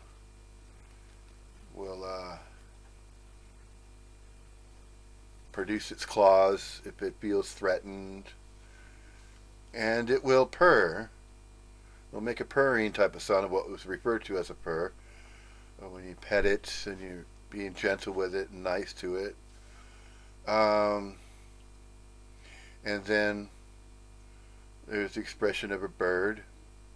You can have a parakeet or a cockatiel as a pet, and you stroke its little feathers, to be nice to it. Or if it feels agitated or it feels threatened, it'll make a certain type of agitated sound. So that's the same to say regarding the human corporeal body mind action figure. It just apparently appears to be a bit more complex, a bit more dynamic, in its expressions, its forms of expression. Obviously, there apparently appears to be a bit of creativity and a different type of manifestation, different types of expression. These manifestations of expressions via human corporeal form apparently appears to be the manner by which a human corporeal form expresses, and yet it can express in the same language. Now, the communication between what apparently appears to be a body mind action figure in a different coordinate in space and time, to say that, well, you are there and I'm here, but this here can also be construed as there from the perspective of the body mind that is viewing this presentation as a viewer. Well, this body mind action figure is providing the presentation, but it also has a camera on it. The camera is the camera eye that is allowing the manifestation to appear through it. So the manifestation is appearing through it. It's producing a frequency of resonance or an emanation. The emanation, if it was to be transliterated to just a beam of light, then taking the manifestation of light is likened to how a computer has various components and various impulses of electricity and signals are pumped through and channeled. They're channeled through fiber optics, and within those fiber optics there's information, and the information is condensed into photonic light, and photonic light is likened to how the radio station is broadcast, and the broadcast of radio station is a radio signal, analog, and then you have amplitude modulation, and you have frequency modulation, and you have shortwave, and you have all these various wavelengths. So you see, taking the sciences to that degree and going in that great a specific depth to use analogies of the sciences to explain, to come up with explanations of what apparently appears to, and how it apparently appears to be energy in various forms. Well, it could be stated that that which is the absolute, both real and unreal, observable and unobservable, knowable and unknowable, both all together simultaneously, with no meaning, reason, purpose, because there is no meaning, reason, purpose required for the absolute to appear as absolutely everything and no thing inseparably so and not so. Meaning, reason, and purpose is only attributed to what? To that which believes it's separate. But nothing's inseparable, see? So, since it's recognized that everything and nothing, or everything and no thing, is inseparably so and not so, since that is so and not so, then that means no, it doesn't. It doesn't mean anything in particular. But with a figure of speech to say that we are and we are not is the same as the statement it is and it is not. It's the same statement using different words, different tonations, and so there's a different sense of the words that are interpreted. The interpretation is an interpretation via the receiver of a transmission. So there's the body mind action figure, and it is somehow accessing the mind of itself, 2x4 from and about and around itself. 2x4 from, about, and around itself. And it's taking comprehension, the comprehension of comprehending that which is transmitted or that which is received, transmitted and received, the messages and the information that's conveyed, all of it, all that information is collated and it's interpreted. Interpretations,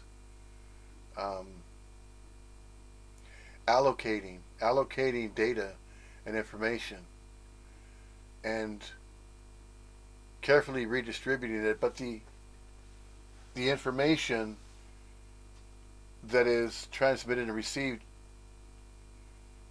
also has has variables. Those variables are different degrees of radiance, and the radiance of a message or that which is uttered is akin or likened to the manner by which light manifests. And as light manifests, there's also darkness with the light. There's darkness and light. There's light and darkness. They're both one and the same. The shades of gray are light and various gradations of the gray scale of grays as an appearance. And then there's the audible. There's that which is audible, that which is in the act of hearing, and that's hearing. The audible sounds and the activity of hearing is just simply hearing. And there is no separate heard or hearer. There is no separate hearer that heard. So taking all five senses and taking the five gates or the five sensory input-output modalities of a body-mind action figure, such as we were just referring to in this discussion, to state that you are not the hearer of that which is heard.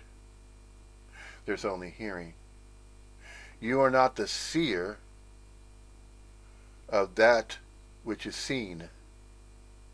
There's just seeing. You are not the taster of that which is tasted. There's just tasting. You are not the smeller of that which is smelt. There's only smelling. You are not the feeler, the toucher, the feeler of that which is felt. There is only feeling. There's just feeling. Simply feeling. So, there is indeed verbing. The manner by which this particular Neo-Advaitin, body-mind action figure, so named, birth name and birthright, Paul Henderman, referring to that which is what we're not, is simply expressing, and that which we're what we're not as a human corporeal manifestation body-mind is not terminally unique. See, we never were referring to terminal uniqueness, and that's not what we are. We are not terminally unique as separate body-mind action figures when we're not separate. We are simply appearances, humanly corporeal, temporarily appearing. Now, these appearances of human corporealness are mixing, coalescing, in space and time for a temporary indeterminate duration in space and time. However, at the same time, we're not of space and time. When I say we as human corporeal manifestations. Now, we're not separate we's. We're incorporated, so to speak. We're an incorporation of manifestations as humanly corporeal. That's another way of putting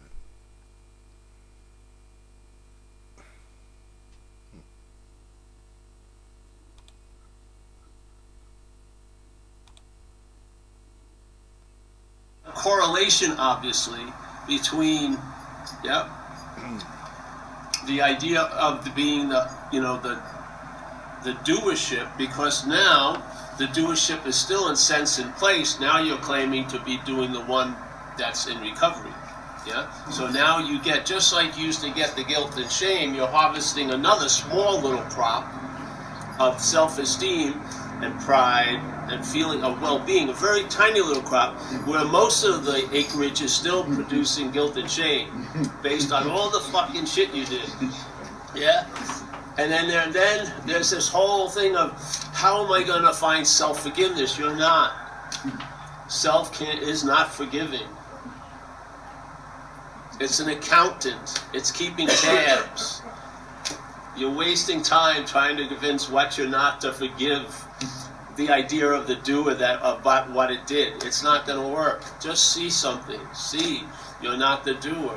And it's not a leap if you've been taken over by this parasite and seen the extreme lengths you went to fucking act out. You can't, no matter how elastic the system and the claiming of the doership is, there's some shit it can't reach.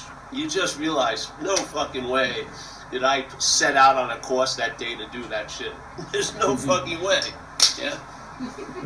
So there's a statement in recovery that you suddenly realize that something is doing for you what you can't do for yourself. Well, it's really cool before recovery to realize that something was doing through you what you wouldn't do for yourself or as yourself. Something was doing through you what you wouldn't do as you. Yeah? Why not apply what we're applying now in recovery, seeing the grace and something's doing for me what I can't do for myself, and feeling everything is, why not apply that to the false God before? Give it the fucking credit for all the shit you did. Just like we're trying to give the credit to all the stuff I'm doing now to the higher power, let's give the credit for all the shit we did out there to the lower power. I mean, it just makes sense to me. Yeah? And maybe then there would be a forgiveness of self, not self-forgiveness. You would actually a forgetting of self, really. That's really the forgiveness. You forget self. And self is a symbol of being the doer, the thinker, the feeler, the haver. Yes? That's what it is. It's represented and pictured as a body, but it's the sense of being the thinker. A sense. Like ownership or proprietoriness or something. Yeah, I am the genesis of this. I am the cause of all this. And therefore the effects are mine and I should suffer or try to avoid the consequences. That's like Old Testament duality. Really. Yeah? All right. So, I was grabbing a cup of coffee a while ago. I have a coffee maker, of course, in the kitchen. I have a coffee maker in the bedroom. I have a little coffee station set up on a little table. And then there's the bathroom next to it. It's our upstairs bathroom. We don't have a ground floor one. It's an old 1970s flat here in Peterborough, but it's alright. Basic necessities. It's alright. Basic necessities. Verbing. Getting back to verbing. And before we get into verbing, let's address just this portion of what was stated prior to the pause, okay, of this particular satsang here. The neglecting of the self. The self can now be ignored, and it is being ignored. Okay, now, what's ignoring it? Well, that which we are is now ignoring that which we're not. And that which we're not is the body, mind, action figure. And the self-conjured self was taken to be what we were. We were not that. We just thought we were. So, the mental thought system is taking the.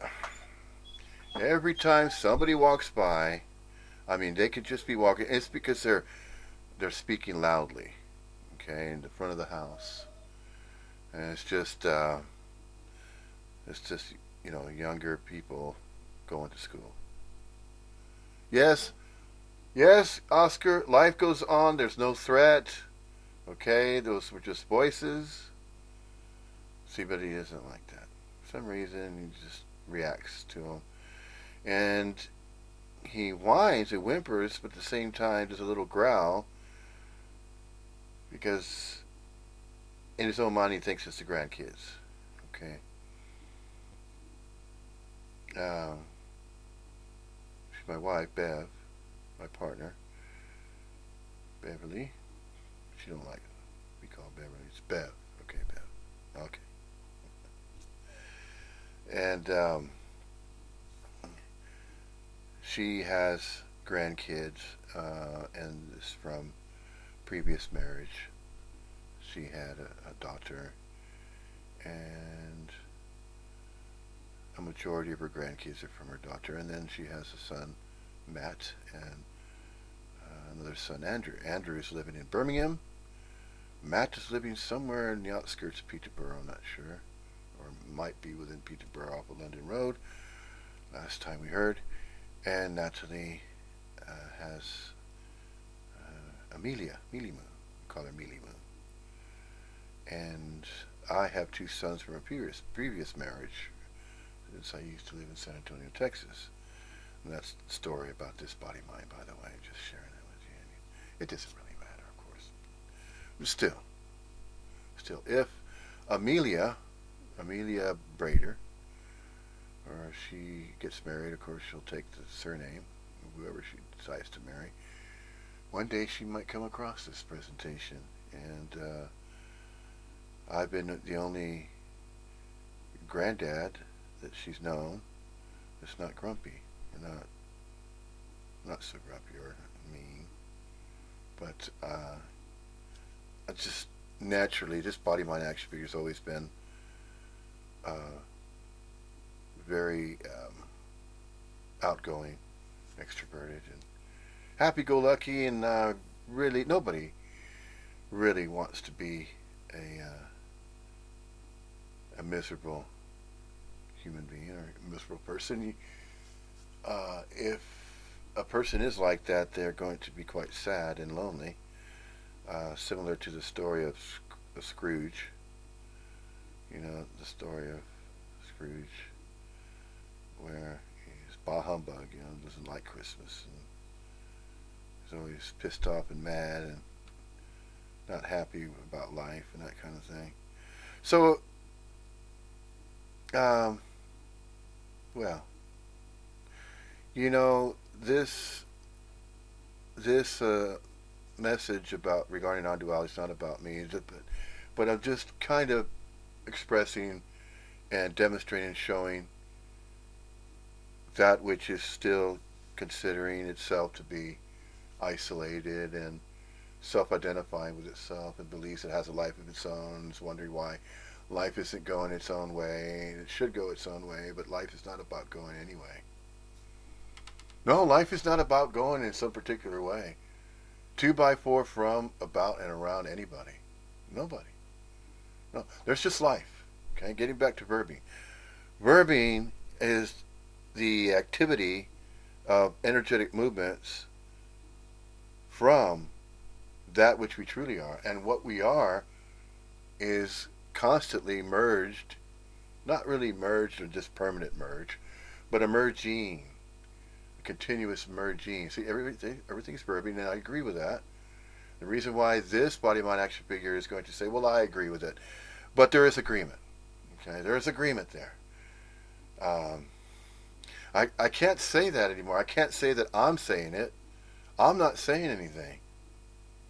I know that sounds so weird. Try saying that. Try saying, I'm not saying anything. Does that still feel and sound weird to you? See? Catch that. To you, see? To by for from about and around you? No.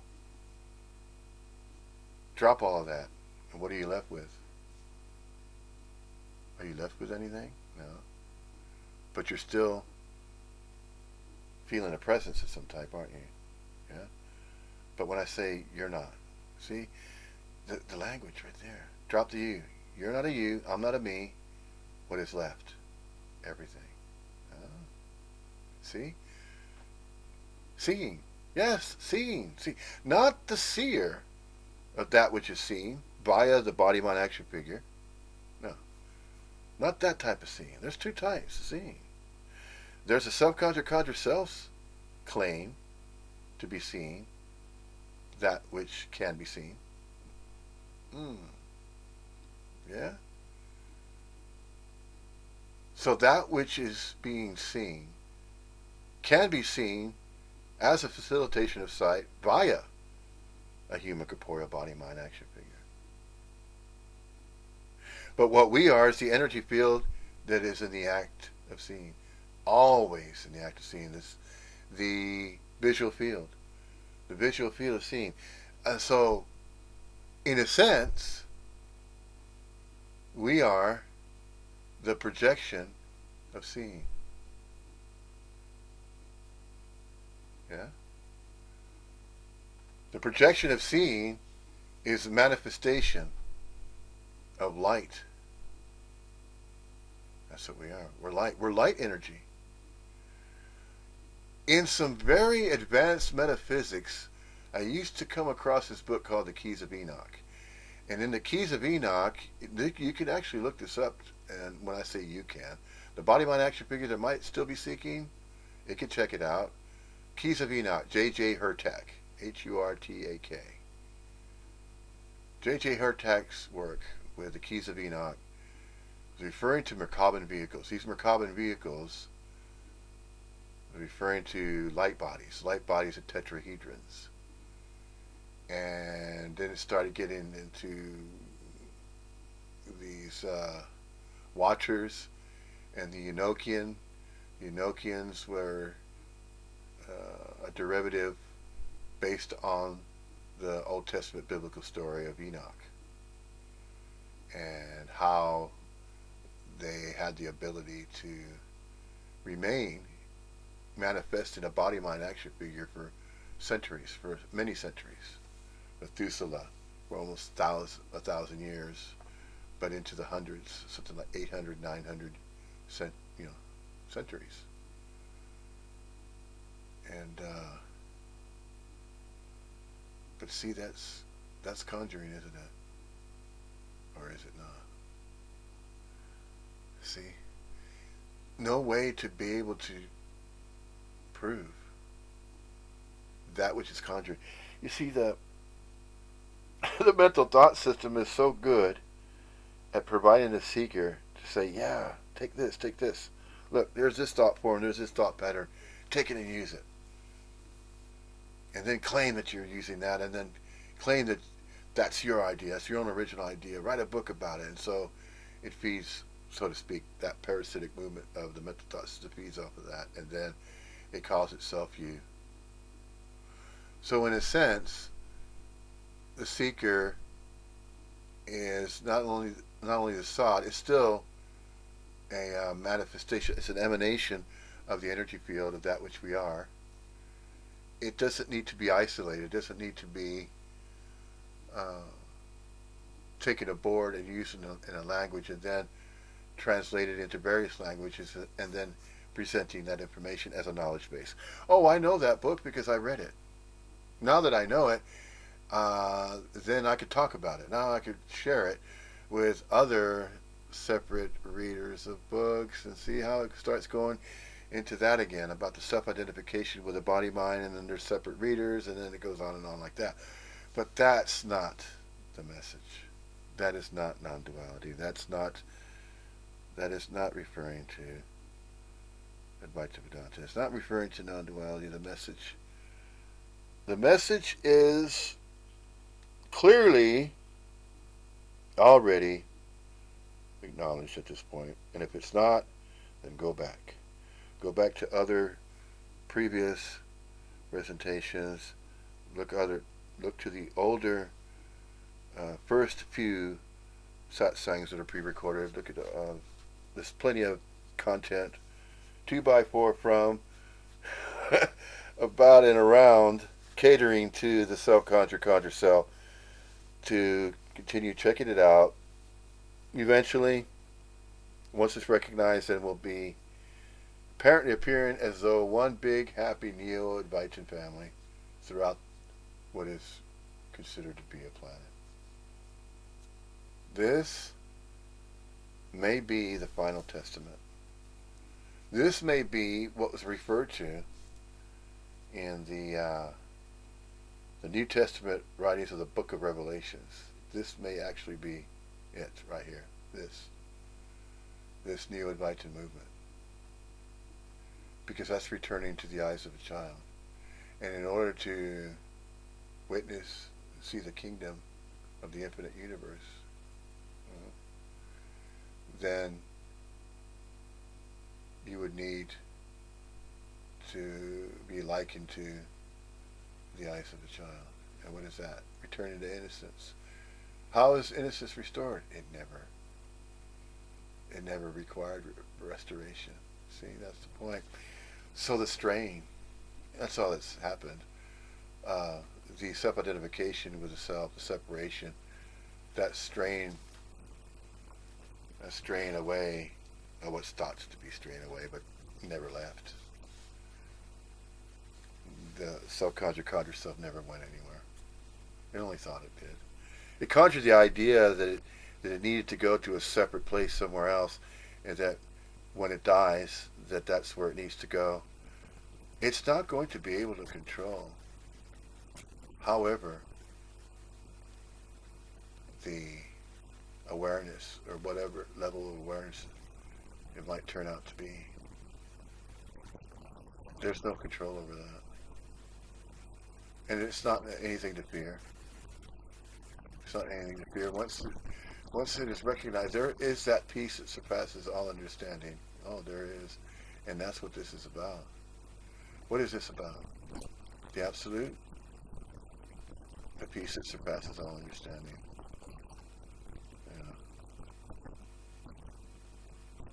That's one way of saying that. Advaita Vedanta, non-duality, is about the peace that surpasses all understanding. That's that bliss. But it's not a permanent bliss. It's an all-pervasive bliss, so to speak, or all-pervasive peace. And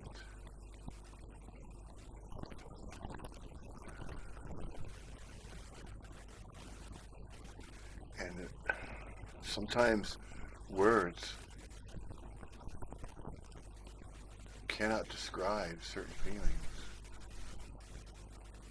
This feeling of unconditional love, that peace that surpasses all understanding, there aren't any words, there are no words in any language that can convey how mysterious and how wonderful that the Absolute has always been and always will be.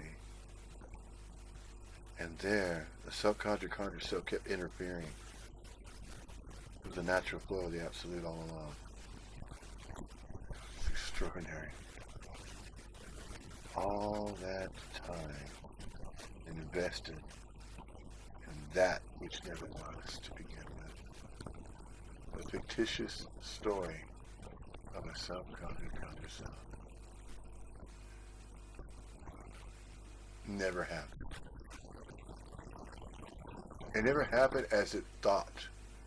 That body-mind action figure was conjuring thoughts and ideas to believe that it thought it knew. It thought it knew what it was. So it's not about knowing, it's not about doing, it's not about thinking, it's not about believing. The absolute is not about any of those concepts, subjects, subjectivities, objectivities, concepts, ideas, stories, narrations.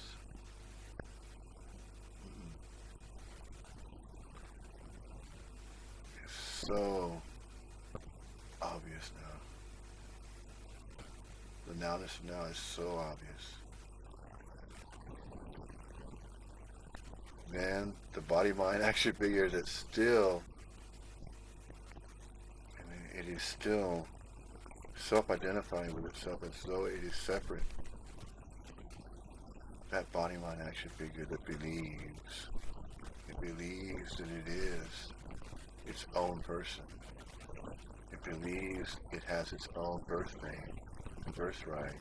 It believes in that the birth certificate is its own evidence to prove, and that it believes it needs to prove, and that it can prove, that it must prove that it is an individual with terminal uniqueness. It's going to continue thinking that way, and it's going to keep believing that it's doing its own life into action. It's going to continue to believe that, but that's not happening. It's not the way it is. It's not like that. Conjured, conjured self. This body mind action figure is appealing, and it is trying to reach that which you're not, and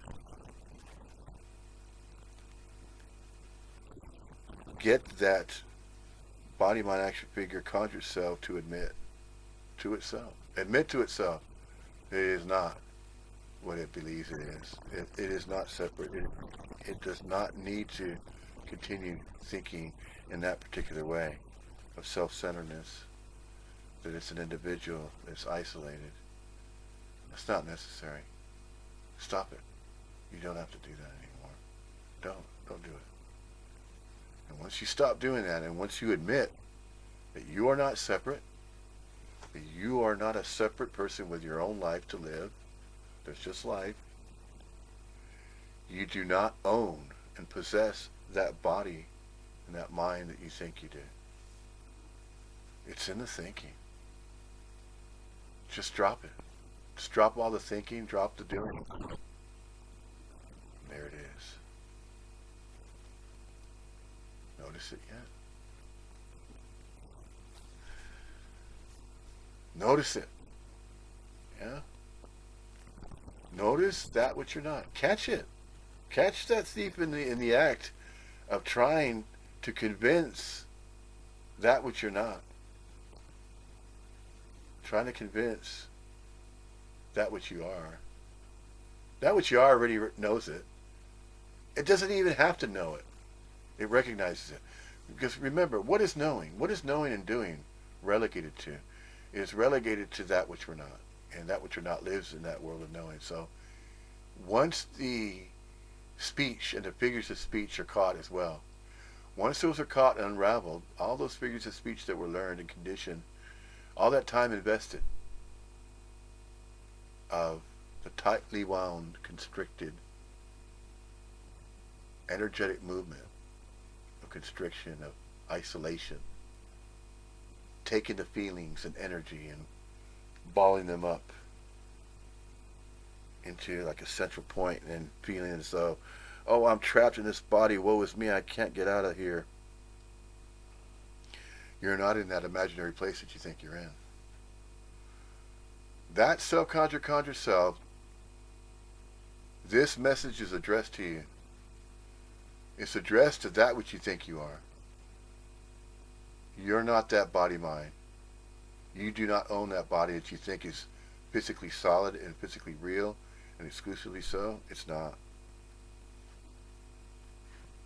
It's not that way. You're not that. Let me pause this. I need to go and restart coffee maker. This one lasts for 40-minute intervals. It has an automatic kill switch as a safety feature. The manufacturer has to place it on there to comply with fire codes, that kind of thing. But anyway, pause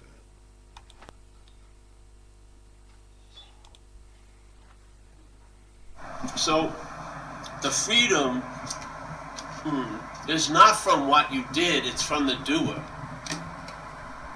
Yeah? And the freedom from the doer also applies to supposedly the good stuff, which is the basis of humility. No, it is also what you did. This is not disagreeing with what you just said there, Paul. First name. Body, mind, action figure. Paul. Neo Advaitin. It is also what was thought to have been done and what you did. Nobody does. Nobody did, nobody does, nobody's doing. Right there. Now, that's more direct, okay?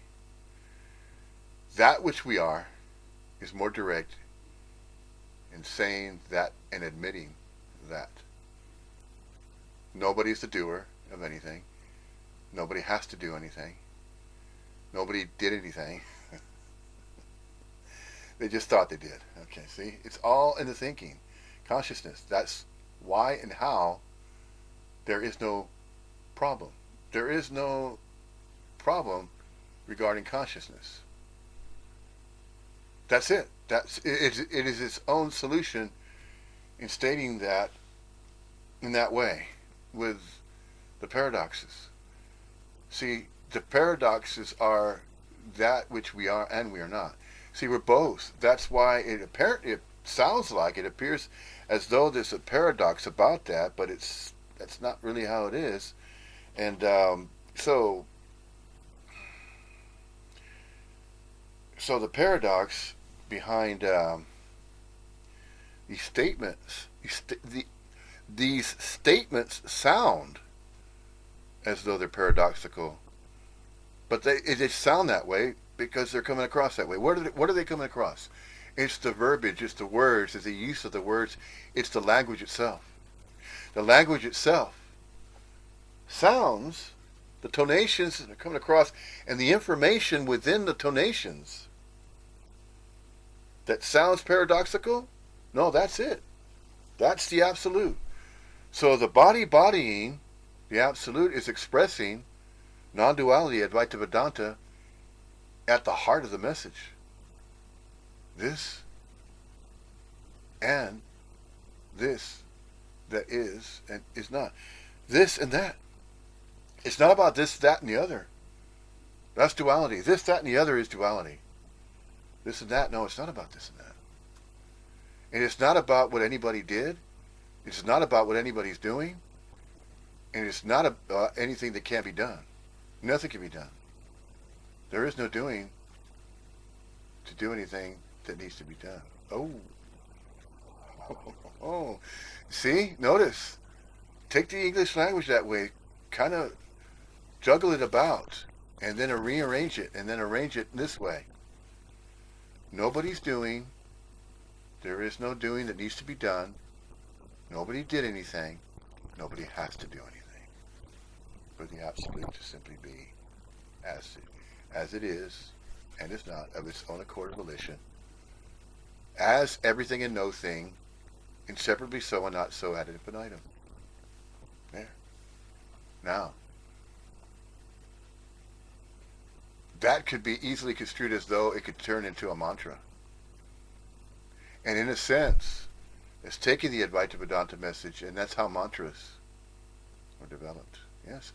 This is how mantras and utterances and repetitiveness, very, very similar to the deification of Krishna with this mantra.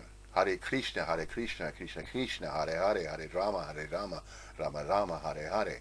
And it is believed by the Guru and the self-conjured self that if that mantra is uttered in the mind, but not even uttered via the body-mind, that there would be a more natural flow of coalescence the coalescing of the coalescence, and the mingling, and the mixing, and the blending. Yes, as the absolute. There, that's it. Ad infinitum. So, the mantra, the mantras, the Neo-Advaitin mantra. This could be construed as a Neo-Advaitin mantra. Here it is. This is a Neo-Advaitin mantra. Everything and no thing is inseparably so and not so ad infinitum. Always, always. That's it. Anything else? No. Does that sum it up? Well, in a sense, it does. That sums up absolutely everything and no thing. It's inseparably so and not so ad infinitum. Sums it up. Infinitudinal complexification. That's the summation of all summation, but there are no summations. It's summatings. Summatings. On and on and on. No end to it. Because there's no beginning. There's no beginning, there's no end. The absolute is the Alpha and Omega. And nobody has to get used to that. Because there isn't anybody isolated and separate anywhere that's claiming to need to feel that they need to know it. This is not a knowing. It's not about knowing. It's not about doing. You didn't do anything. I didn't do anything. There is the appearance of doing. Oh, certainly. There's function. Oh, yeah. The body-mind action figure is going to continue to function. And this traveling lighter idea. Oh, yeah. The traveling lighter idea is simply taking that which we are, which is our energy fields, and we are coalescing and mixing and blending with the absolute. Absolutely blending. Are and are not. We are and we are not. Blending with that which is and is not. The absolute is and is not. It is and it isn't. Mm-hmm.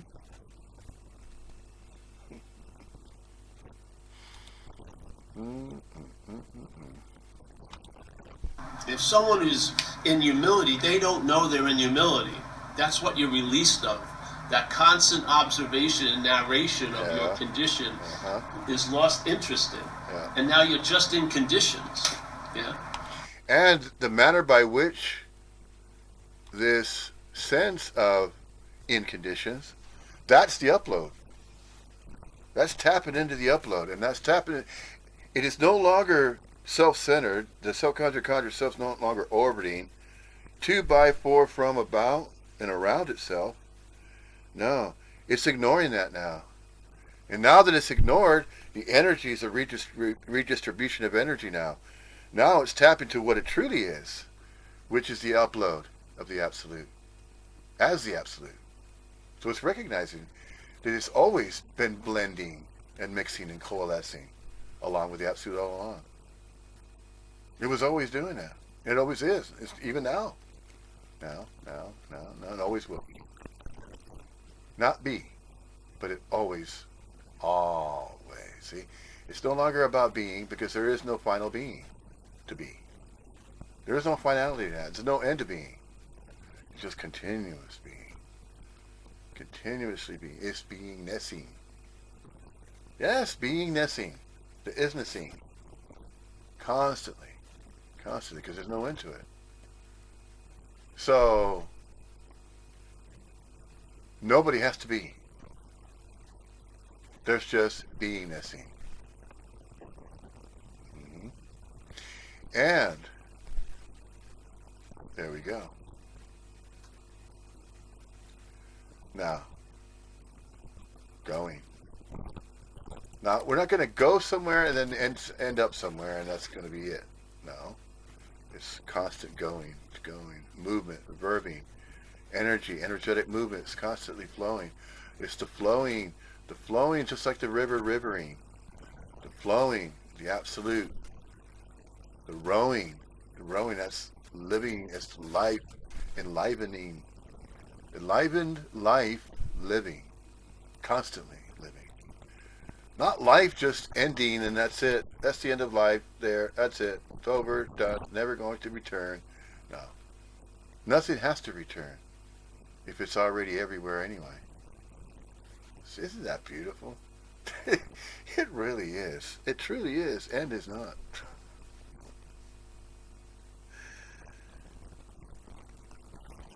Yeah, yeah, yeah.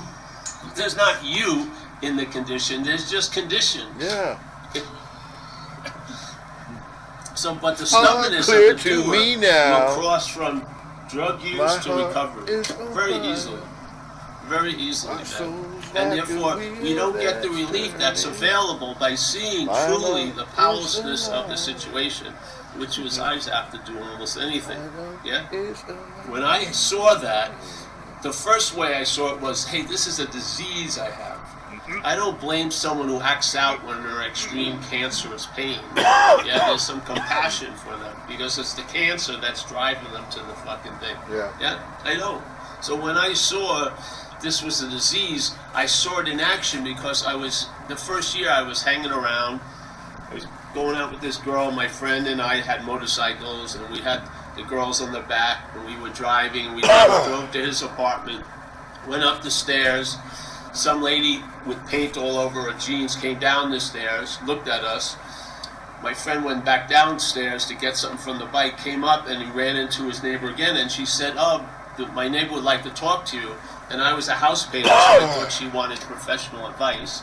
And then when she came into the room, and she said, hello, Paul, don't you remember me? I said, no. She said, you owe me $500. Now, you would think that would be incredibly embarrassing and produce a lot of shame and guilt, but I had really gotten the idea of a disease. And I looked at her and I said, I would have done what I did to you to anybody, really.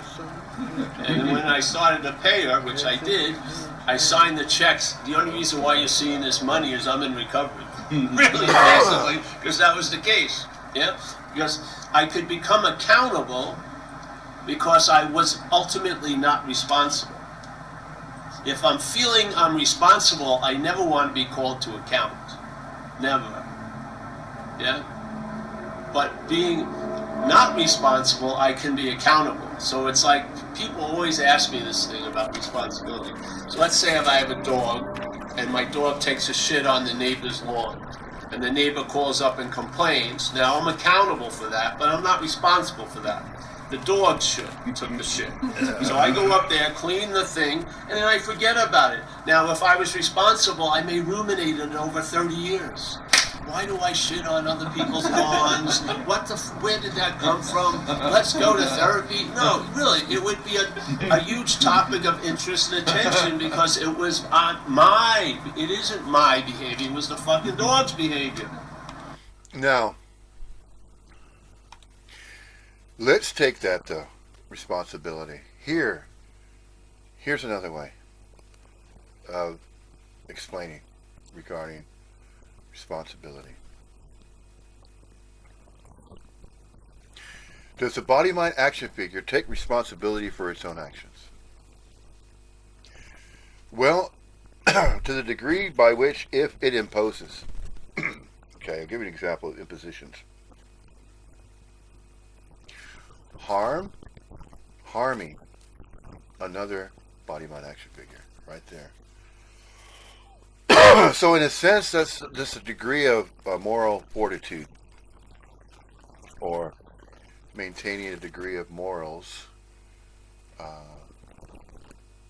whenever there's negotiations or interactions with other body-mind action figures. Okay, in a sense of proximity. Okay, and area of space that apparently appears to be, places to be, coordinates, longitude and latitude marks on a map, different places to believe and think that we're here or there or some other where, Where are you? Well, I'm over there. No, you're not. You're here. Well, I could walk over there and then I'm there. But then once I'm there, then that turns into another here, doesn't it? See? See in the speech. Notice that. See, pick it up. Well, we can't talk like that all the time, can we? Well, we can only talk in a sense of presence, in a sense of present time. See, that's why there apparently appears to be time. Although it's an illusion, in the speech of the English language, it apparently appears to coincide. And that is to coincide is the root word, the root term of coincidences. Is anything coincidental? Are there any coincidences? Well, in a sense, everywhere and everything coincides with what's relative to time. In other words, time and place, in time, in a place, once upon a time. See, there's the story. So that's the structure of the story. So the structure of the story of Once Upon a Time, see, places and times go hand in hand. Without space and without time, without, when I say space, coordinates, places, without the appearance of a presence upon a place, upon a coordinate to be upon there or here or somewhere, see, some place, see, somewhere over the rainbow. So there it is, some place, somewhere, in time, sometime, well, maybe. I'll think about it. I'll sleep on it. And I need more time. See? I need more time. How do you get more time?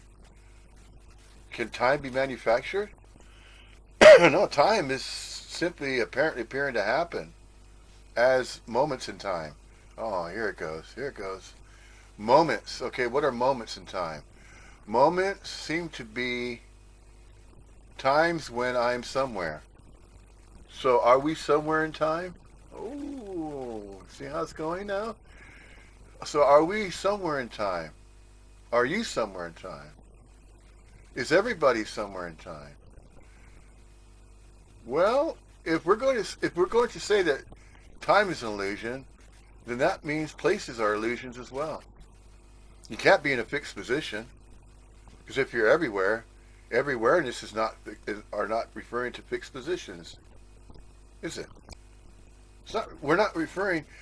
If we are to entertain these ideas and turn these into a subject, and we're talking about space and time now, so there are no fixed positions in space and time for anybody to appear and be. It just apparently appears to be the setup. It's apparently appearing to be that way. There's just everywhereness. And nobody is in a fixed position anywhere. It just apparently appears that way in space and time. So that's the setup. In space and time and not of space and time. That's what we are. What are we? Energy fields. Are we separate? No. Are we interconnected? Yeah. Are we likened to a network? Yeah. That's why and how the internet has become so appealing. Did it become? Well, it apparently appeared to become, didn't it? But man, did it take off, didn't it? Because was it always meant to be? Perhaps. The internet was always meant to be. Because what is it apparently appearing to do? Mimic? Coincide?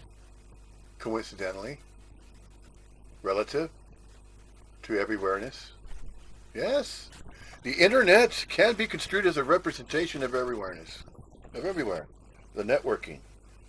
It's always already been that way. Just the internet's just catching up with it. And now, the reason why it's taken off so easily and so quickly is because the setup has always been. So, it was inevitable, in a sense. The internet was always inevitable. It was going to come about anyway. Sooner or later. Listen, see that? Space and time, coordinates, places. It's all interrelated.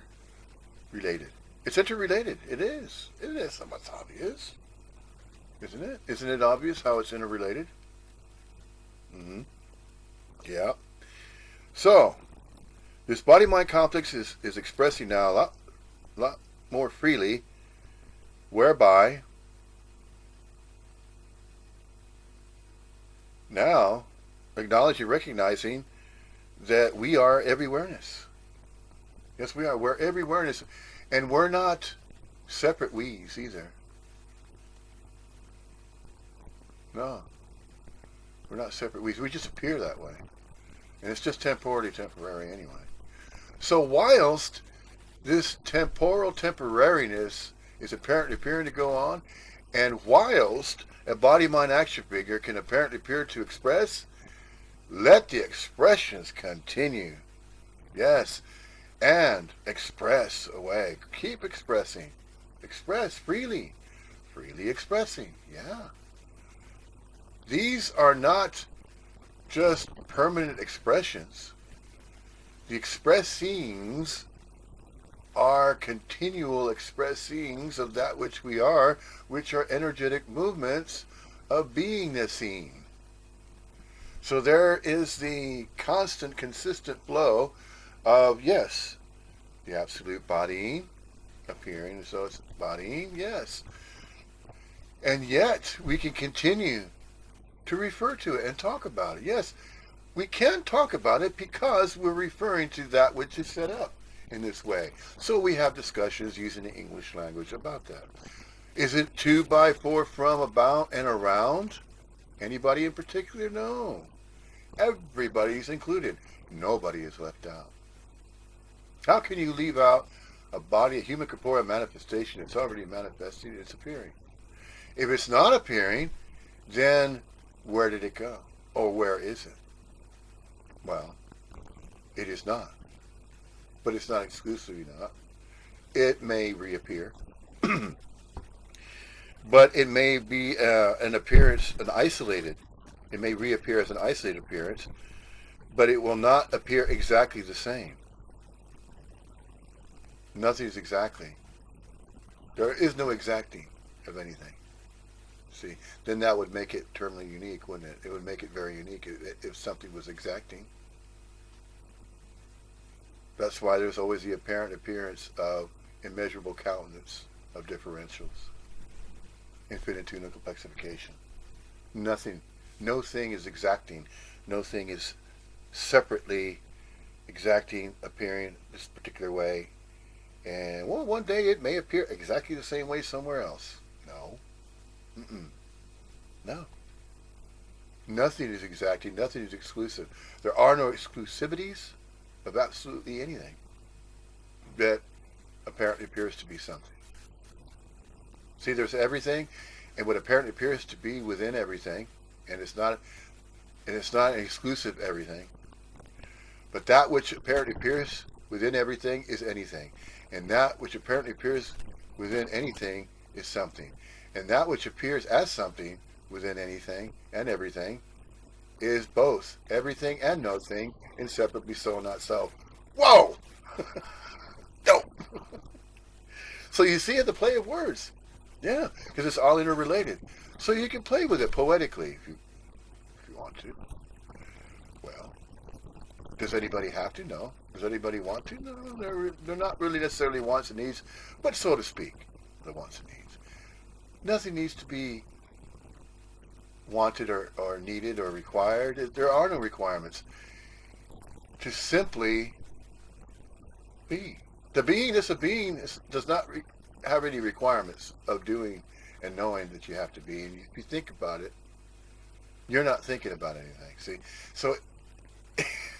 so the speech can no longer be supported. See, when the unraveling apparently appears to be an unraveling, that which was held as a fictitious story that was being held via the self-identification of a self-conscious self, it catches itself in its speech. It once was expressing as though it was a separate self. Yeah? A separate self that was two by four from, about, and around itself, but it's no longer that way because it's unwound to that point, to that degree, but it's still unwinding. And once it's unwound all the way and it continues to unwind, then it dissipates. It dissipates to the point of where, although it never was, then now it's expressing the uploads. What is the upload? The uploads are absolutely anything that's going to naturally be an energetic movement. It's going to be flowing continuously, but without provocation, without accord and volition, without free will and choice, just radically free, blending with the absolute constantly. And that's the natural, that's the default position. If there are any default positions, but they're not positions that will remain as though they're permanent positions, but it is a figure of speech to say that the being is seen regarding the energy field as a human corporeal manifestation expressing, that's the default position. And it's always been that way. Now, again, been. Has it always been in a fixed position? No, not. It's not to say that. See, we got to be careful there. Proceed with caution, carefully, since the body mind had been so conditioned to express via the English language and expressed via the language, and now it's recognizing that, well, now I'm expressing differently. Am I? No, you're not. You're expressing in the manner by which an expression is going to continue to be expressed. Oh, the manifestation, yeah, in space and time that's temporally temporary for an indeterminate duration will continue to express in this manner until that indeterminate duration has passed. And then what's after that?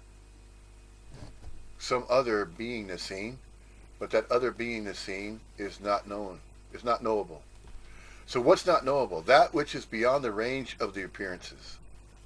Yeah? That which is not exclusively not so.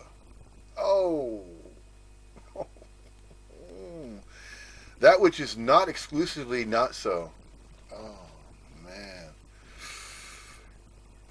See, if the self-conjured self has not followed so far and still has yet to unravel, this is going to not make sense whatsoever.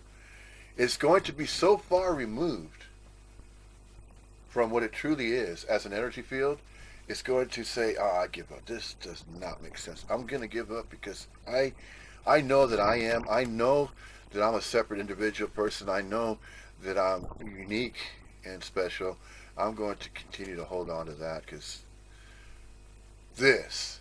what this particular Neo-Advaitin is saying on this channel is just ludicrous. It does not make sense, and it will not.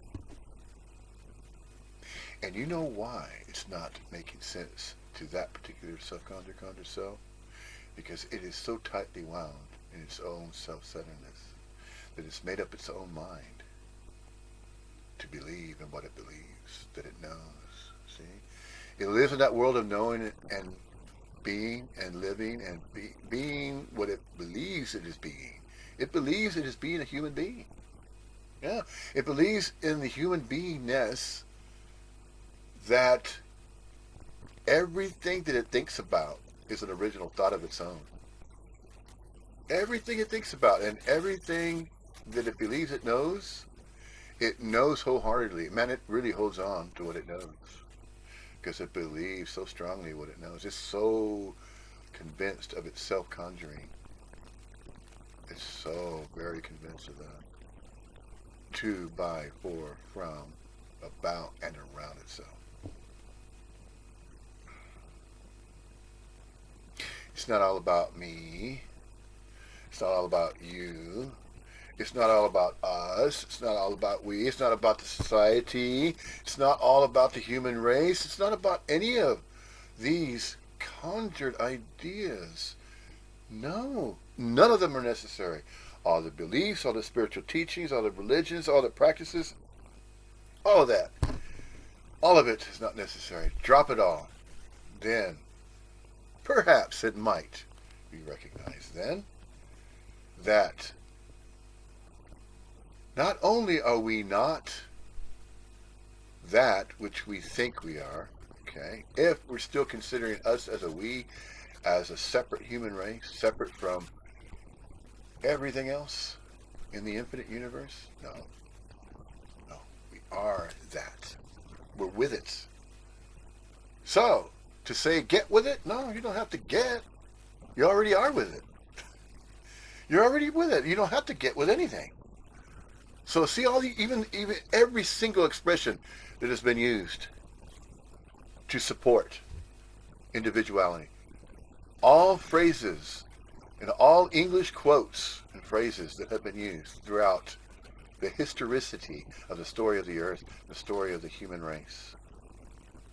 All of it is not to, by, for, from, about, and around human beings, or the human race, or human society, as though it's an exclusive, very terminally unique human race on a planet in the infinite universe, and the terminal uniqueness of earthlings, yeah, the human race on this planet throughout the infinite universe, are we're the most special human beings in the entire infinite universe. Do you see? There's not even exclusivity in that. There is no terminal uniqueness in that as well. Yeah. Yeah, that includes absolutely everything. Because nothing's left out. Mm-hmm. Nothing's singled out. Nothing's separate, nothing's singled out, nothing's terminally unique. Everything is equally, perfectly balanced. Perfectly balanced. And that does not need to be known. Even if it was unknowable, it's not necessary. Simply because it's of its own accord volition. It's naturally just as natural as a perfect balance in nature. There's the expression, the demonstration of that which apparently appears to be, natural, a natural expression. Yeah. So, what else? What else? What else can be said about that? What else needs to be said about that? Oh, don't think anything else needs to be said. But you see, that's the mystery of the uploads of the Absolute. It's no longer claiming that it knows anything at all. It doesn't need to know anything at all. And once it recognizes it doesn't have to know anything, and it also recognizes that it doesn't have to take action to simply coalesce, blend, and just naturally merge, the merging. It's not a permanent merge, it's the activity of merging. Just as a river flows, a riverine is constantly flowing, and it'll never stop. It'll never end. Because it never even started. Never began. No beginning, no end. It's beautiful. So mysterious, though. It's unconditional love. Absolutely everything is saying it. Indeed. The birth name and birthright of Tony Parsons. Yes. It's recognized that the absolute is unconditional love. It is unconditional love. Of its own accord and volition. And that's not anything that has to be done. It doesn't have to be known. It doesn't even have to be felt. But there are feelings. There are feelings, there are energies, there are all types of energies. Innumerable types of energies that flow, that can flow, it can be felt, but it's not an ownership of feelings. It's not an ownership. The absolute cannot be seized. It cannot be contained. It doesn't have to be contained. To simply be the absolute that is everything and no thing, and separately so, not so, ad infinitum.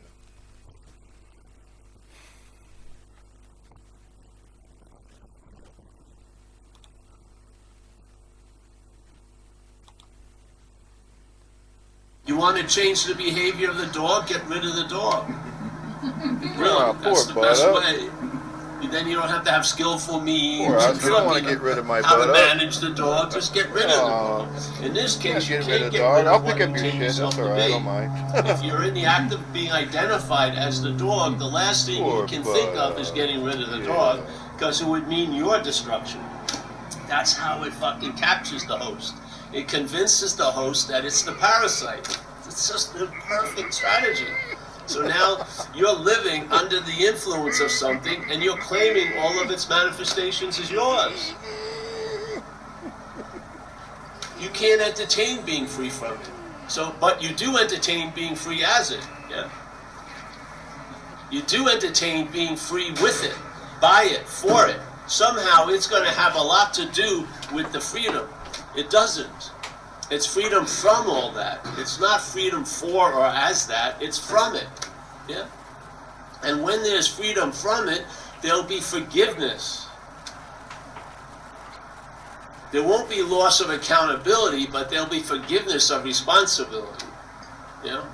So you'll go there, make the amends, and you'll say, you know, this happened to me. I remember when I first got sober, living in the city, there was a great meeting in North Beach on Thursday nights. Now, North Beach, like everyone else in the city, very difficult to park. Yeah? And I had, in my few months before I got sober, I lived in North Beach. And I used to go to this market called Rossi's Market down there. And I would go in with a long jacket, and I would steal two 16-ounce beers and like a flat steak, slip it back there, and leave. And I get all my carbohydrates for the day. And every day I'd go in there and steal, every day. Pretty much the same meal every day. So when I would drive to drive to North Beach to this meeting, I would avoid the street Rossi's Market was on. I wouldn't even drive down there. That was my solution to dealing with what I did in the past, just fucking avoid it. So I just looked for a parking space everywhere else than Rossi's Market. And it seemed to really just get me on Thursdays, so I thought I was still winning. Yeah, my solution, all right, so I give one fucking day up a week, you know? But I don't have to deal with Rossi's Market, yes? I'm thinking I'm winning. This is the failed system. So finally I said, I'm just going to go in there and pay them some money, make amends. I went in, asked the guy at the, one of the register people, and he says, the manager upstairs. I went upstairs. I said, hey, I'm in this program of recovery. Part of it is making amends. I used to live near here. I stole a lot of food and beer. Hey, here's $55. So of course, it was a conservative, not the true amount. $4.55. So the guy goes, he was amazed. I gave him the money, and I walked out, and I never thought of Rossi's Market again. If there was a parking space right in front, I'd fucking grab it. Yeah. Successful, failed. Successful system, failed. What did I gain from the successful system? Fucking a lot of energy. All that energy that was frozen concerning Rossi's Market and shit was now again rivering, living, producing a sense of aliveness, not dead space. And I noticed, basically, I had turned into a giant storage unit, really, with a lot of dead space by my successful ways of dealing with shit, which is avoiding at all costs. At the point where I was out there, if my right arm was bleeding, I would just look left all day. I just fucking wouldn't deal with it. That was my solution. So I came rolling into recovery with a huge amount of failed strategies that needed to be corrected as the action figure.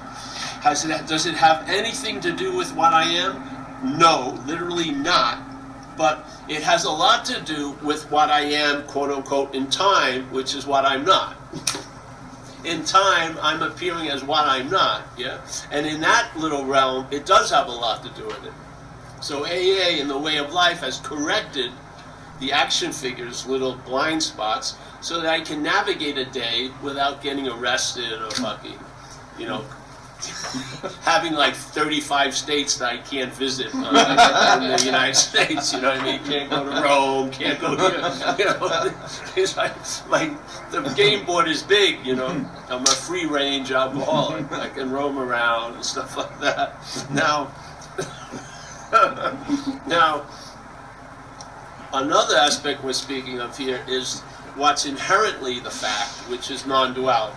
You know, so the fact is, I am of spirit, not of body and brain.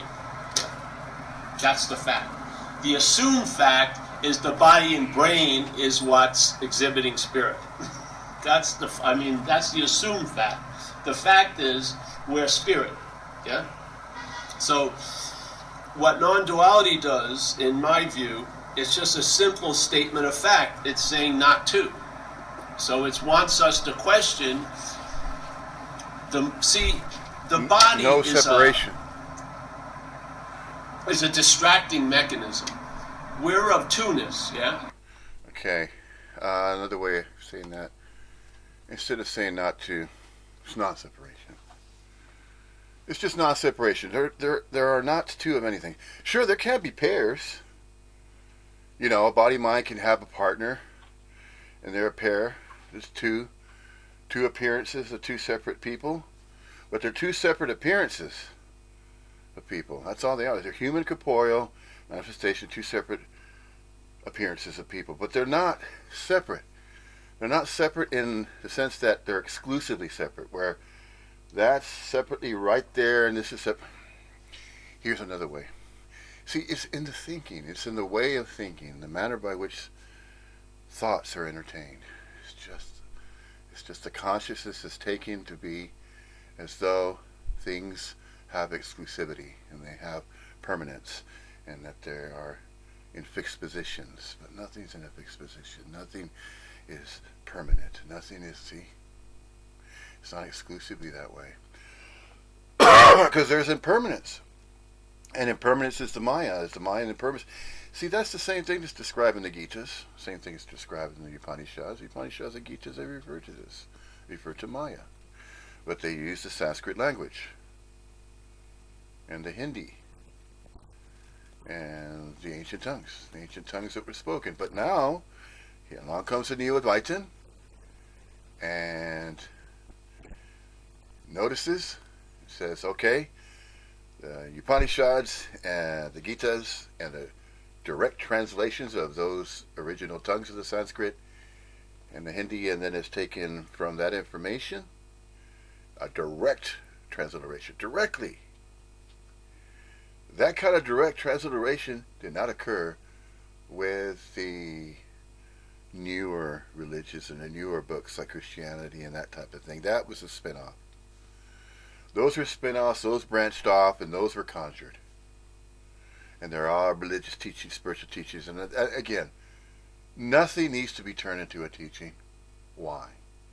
Nothing needs to be, no practices, no methods, no methodologies, no particulars. No particular method this way, no particular method that way, or some other way. No meditative practice this way, or that way, or some other way. No spiritual teachings or methodologies. Skillful means to be a non-dual Neo-Advaitin. Non-dual Neo-Advaitin. Non-dually so and not so? No. We're not going to turn this to a skillful means or turn it into some brand new spiritual practice and now here we go, another religion. No. It's not necessary. It never will be necessary as well. And yet the conjurings will apparently appear to continue. Yeah, another chapter in the story of a self-conjured conjured self is going to write itself another chapter if it is still self-identified with itself. 2 by 4 from, about, and around itself. If it's going to continue in that particular way, then this message from the Neo-Advaitin that's being shared here, it's not going to make any sense. And yet, that which is sharing or pointing out It's not really even sharing, it's just presenting. Okay, this is a presentation, it's presenting. Just as it is said, it's an invitation. Via the birthday and birthright of Paul Hederman, the Neo Advaitin, when he says this is just an invitation. Well, that's what this is. This is just a presentation. Taking absolutely all the data, all the information that's available from the Sanskrit originals of the Upanishads and the Gitas, sharing that direct transliteration from Sanskrit to English, and then taking the English and then these presentations and then presenting the information. Now, what is it up to? Now it's down to and it's up to the self-conjured conjured self to unravel, to unwind, to unravel, to drop all of its conjurings. Are you willing to do that? Can you do that? Would you be doing it? No. That's the conundrum. That's the paradox. You only think that you cannot. If you cannot figure this out, if you think this is too complex and it's not making any sense, it does. Makes perfect sense, but it doesn't exclusively make sense. See? It's not making sense 2 by 4 from, about, and around the self-conjured conjured self because you, as a self-conjured conjured self, already made up your mind. See? You made up your mind that you believe is your mind of your very own. See that? You need to start from that. Begin there and then recognize that you do not have a mind of your own. You do not have a life of your own, a body of your own. All of this mind, this mind. Drop all the mind, yeah? Drop all the singularities of this I, me. You know, there are no singularities. Even with the astrophysicists, they're saying, oh, this is a singularity, and that's what we're going to refer to, and that's, no, conjured again. That's what the science is, though. But careful, because the self-conjured conjured self is very, very tricky, sneaky, very conniving, very sly. Oh, yeah. Mental thought system is very sly. It's going to throw as much as it can because it's invested too much time in you. Parasitic movement, that parasite of the mental thought system, is invested too much time in convincing you that you are a separate person, separate from everybody and everything else. It has invested too much time, and it's not going to give up so easily to continue convincing you and constantly bombarding you with thoughts that you are terminally unique, you are very extremely unique, you're very, very special, you're an original, there's nobody else quite like you. This body mind action figure admits it. It used to be extremely egotistical, but not to the point of where it would interfere and be bullying other people and saying, you know, leave me alone. If you don't stop it, I'm going to force you, No, it was never that way. But it used to be a different type of self-centeredness that this body mind action figure used to express, used to exude at one time. And one time that it thought it was at one time. See, it was never that. It just conjured up this story, this fictitious story about itself, 2 by 4 from, about, and around itself. Mm-mm. It admits that it never was that. So, the energy fields that we are, you don't have your own energy field. There's just energy. It's just energy fields. See, that's the difference between that which believes it is separate as a self-conjured self with its own mind, with its own body, and it's permanent and it's solid and it had a beginning and will have an end. See, that way of thinking self perpetuates self-centeredness, and it perpetuates self-identification 2 by 4 from, about, and around the self-conjured self.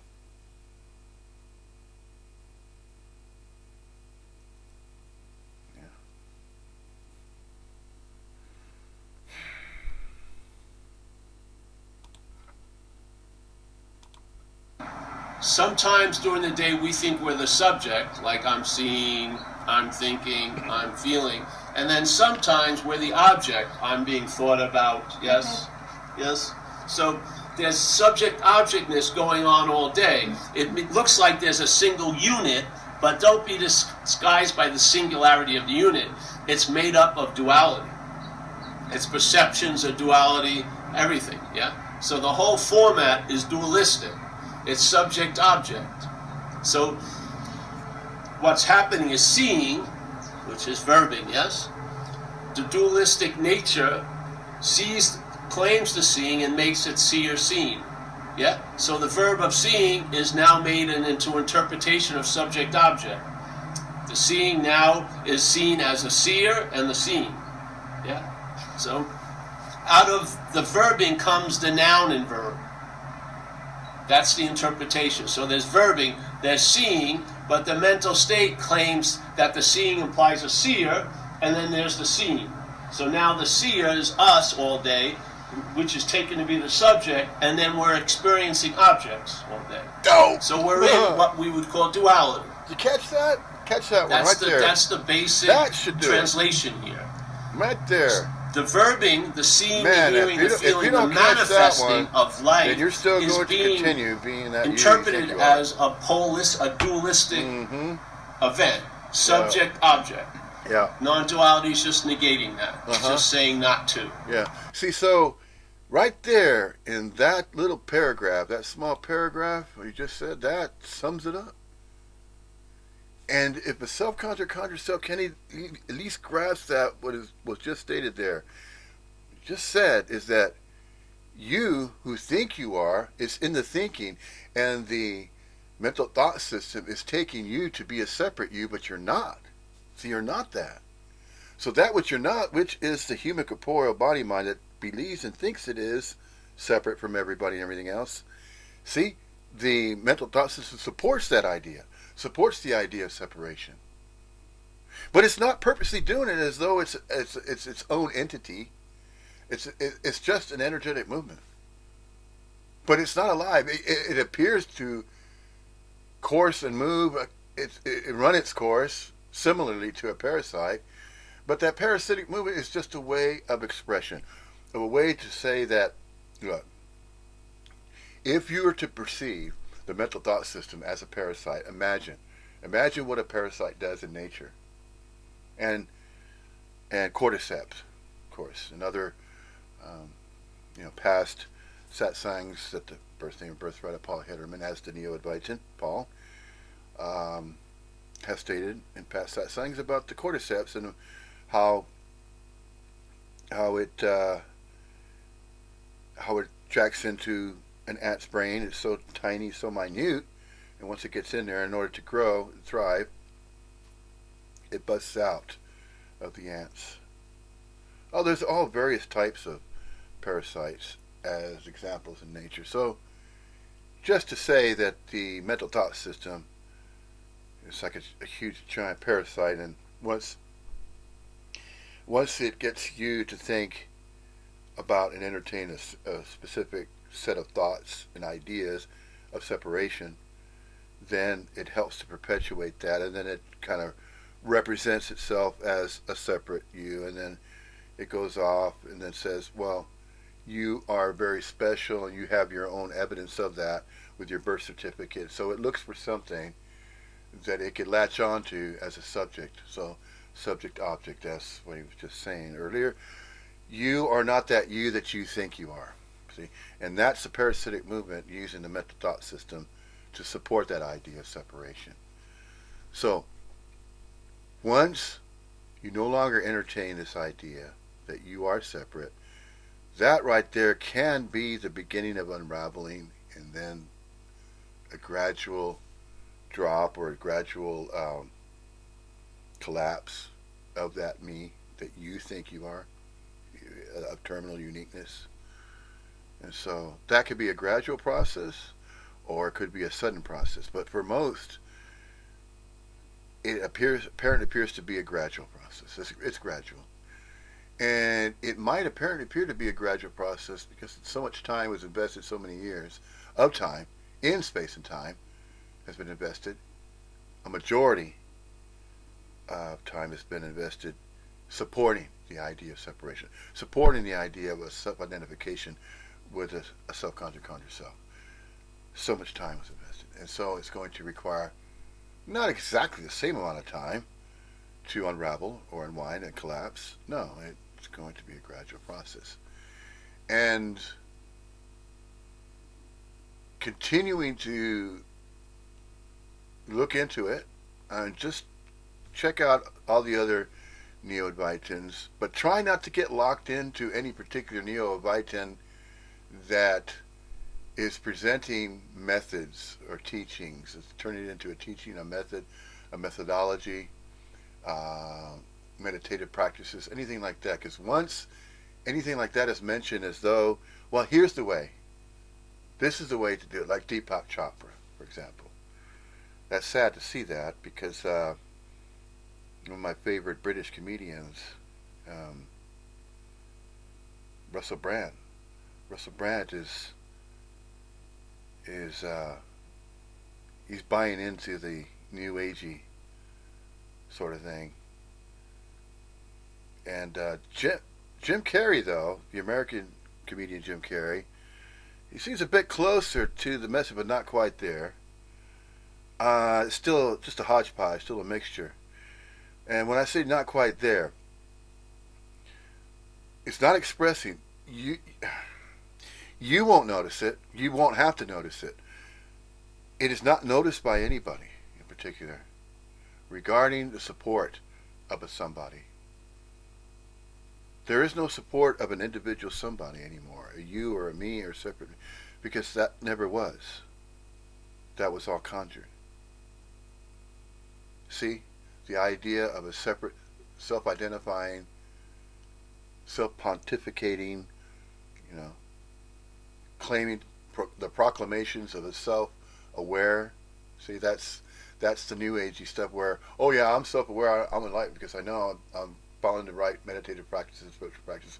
I'm eating the right foods. I'm on a special diet. I'm meditating so many times a day.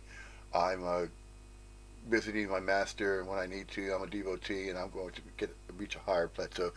I'm going to reach a higher level of consciousness. See, all of that's not necessary. No, none of it is. Drop all of that. Just drop it. Leave it alone. Don't even entertain it. The moment that a subconscious conscious self entertains anything that has to do with spiritual teachings, guruing, devotee, all that setup, that sort of thing, then it won't. It won't appear to happen. It'll just keep supporting more spiritual teachings, and it will keep attending more satsangs. It'll keep following the Dalai Lama. It'll keep doing all of that, following somebody else. Nobody is nobody else's master. Nobody. No, you don't have to wear orange robes. You don't have to go to India, or you don't have to go to the Himalayas and spend 7 years in Tibet or 7 years in a cave. And then miraculously, after that 7th year, you're going to come back and, you're going to be so wise. And then you can open up your own ashram. No. That's not the message of non-duality, of non-separation. It's not referring to Advaita Vedanta. No. Don't turn that into a skill for me. Don't turn that into a spiritual teaching. Don't try to branch off with saying, I'm enlightened. No proclamations whatsoever.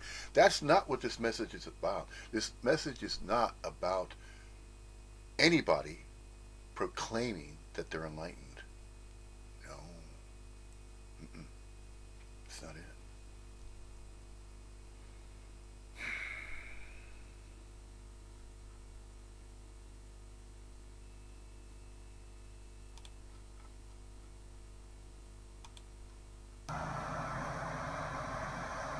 Yeah.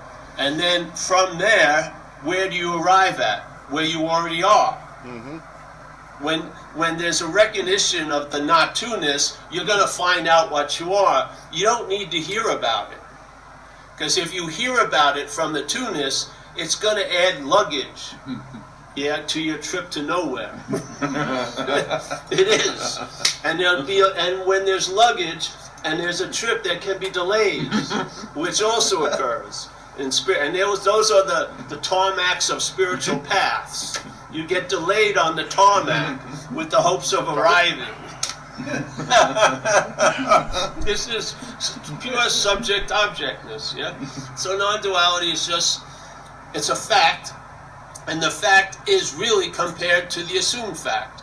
The assumed fact of two-ness, the assumed fact that this object is a subject, which it isn't.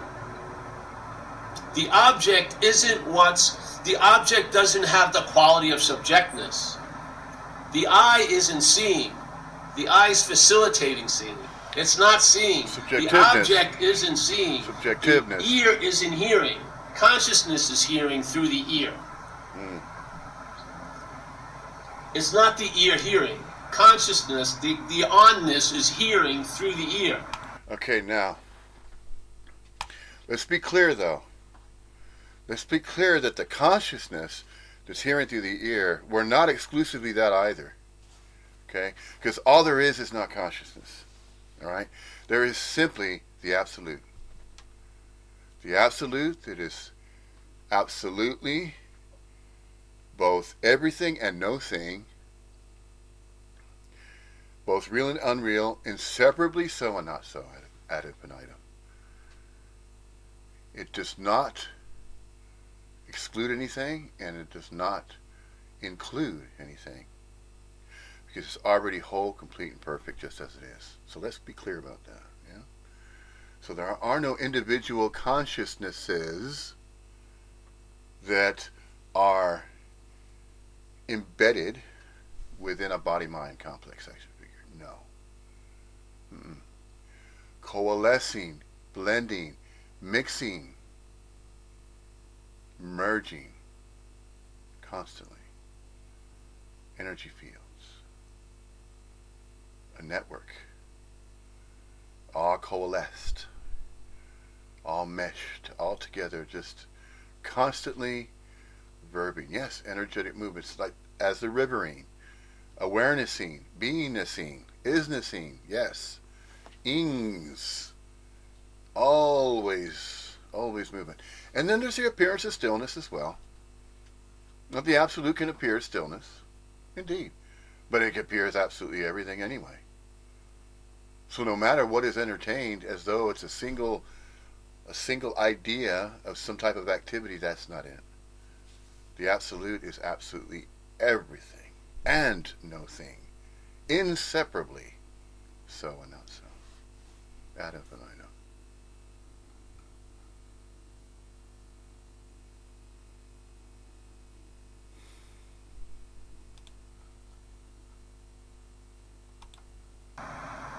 You got just, these things seem simple, but they're the building blocks of what's not so.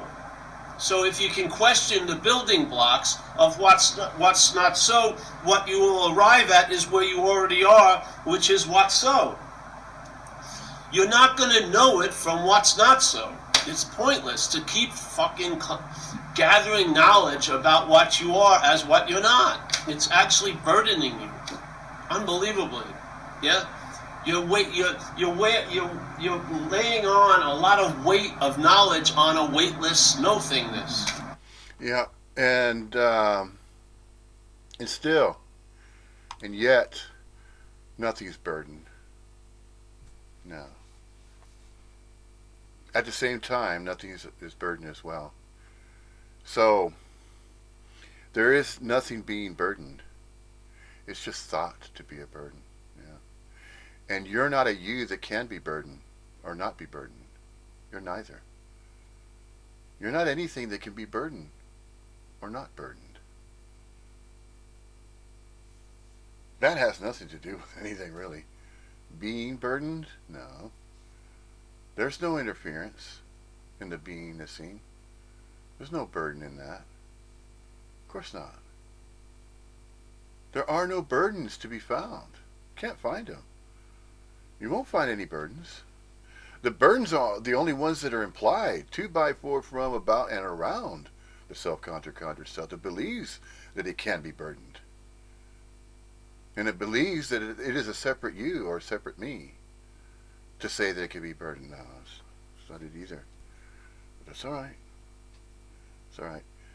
There are various, seemingly, there are various degrees of unraveling. A body mind action figure that's manifesting humanly corporeal, temporarily, for an indeterminate duration in space and time, appearing, and then it will disappear eventually, and then it will reappear. And the manner by which it will reappear, it doesn't know. It cannot know. That's unknowable. It cannot access that. But it does recognize that it is timeless. It recognizes boundless. It recognizes that. But it's not a recognition where it's an exclusive, because there's no exclusivity with timelessness and boundlessness. No parameters, no boundaries, no seams, no edges. And so, it doesn't even have to entertain the idea of, oh, well, I'm okay now. I'm enlightened enough. I don't fear death, so that's it.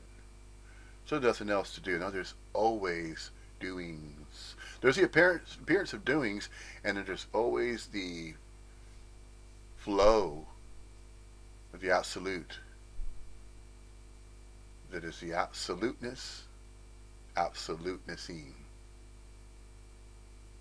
The absolutenessing as infinitudinal complexification, and the complexification of infinitudinalnessing is infinitudinalessing. Infinitudinalessing. Oh, see, it's extending. It's extensions of these expressions that will always reach a point where it's always constant movement and energetic movements. There's nothing stagnant, nothing is still. There can be the appearance of stillness, but still, even in the appearance of stillness, there's still continuations of continuancing. Yeah, there are no separate continuums.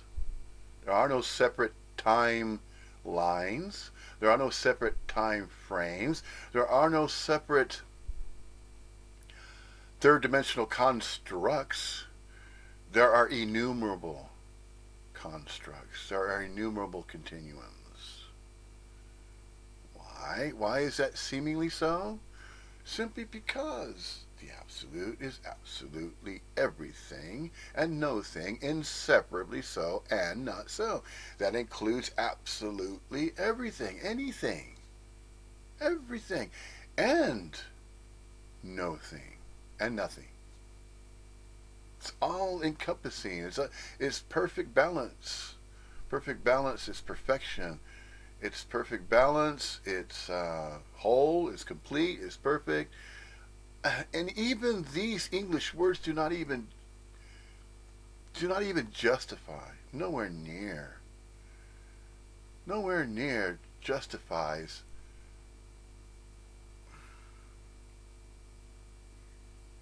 the absolute. The absolute is beyond justification. There is no justifying necessary as well. Nothing needs to be justified. There is no justification required as the absolute appears, both inseparably so and not so.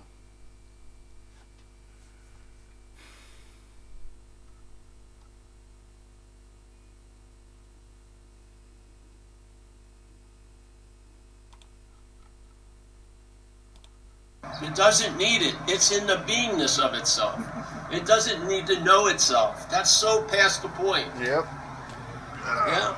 Now, to us, it seems like if I knew that, it would be really helpful to what? What I'm not. Because the whole agenda here is to see what kind of advantage I'm going to get out of a situation, basically. Self-centeredness is you see everything as how it pertains to you. I mean, that's the rub. It's difficult to get out of as the system. You can't. Because you'll keep seeing I want to be out of the system, that's pertaining to you, once again. I'm really in the system, that's pertaining to you. It doesn't work. You hear this message, And something other than the mental state may arrive at the point that's already available at all times. Yeah? And when it quote-unquote arrives, it says, clearly it realizes it's always been this way. So there was no need for an arrival. Yeah? That's why we have a book called Escape to Everywhere, where we, well, or from everywhere. I don't know what it says, you know. Escape, you know. It's meant to sort of go, like, you know, the dog mind. Just, what? Why would there be, how can you escape everywhere exactly? Then why do you want to try to get into everywhere if you can't be out of everywhere? And you can see the fundamental switcheroo. We're trying, many of us believe we're out of a moment, or can be, and therefore we're really interested in how to get into the moment. But it's predicated on a really weird belief that we're out of the moment. That very rarely gets looked at. It's just look like that's assumed to be true. Oh, I have the power to be out of a moment. No, you don't. You can't, there's no way, you can think you can stretch here and now, but it's always here and now. No matter how past you go, it's still here and now, and no matter how much future you're thinking of, it's still here and now. Nothing breaks the parameters of here and now. Nothing. Now we believe there is something. We do. In other words, I can be out of the moment. And let me tell you the ways I know I'm out of the moment. If I could cut down some of those ways, maybe I could get it. I still wouldn't be in the moment, but maybe I'd be ready to get into the moment. It's based on an insane idea. You've never been out of any moment. So how does he look? How does it look so effortless for you to be in the moment? Because I realize I can't be out of a moment. This isn't like 40 years of practice. It's just a revelation of, hey, it's impossible not to be here. It doesn't matter what my head is saying or your head is saying. That's the fact. Yeah. So now, instead of the assumed fact as being the starting point, there's a fact before it that reveals the assumedness of the second fact. Yeah?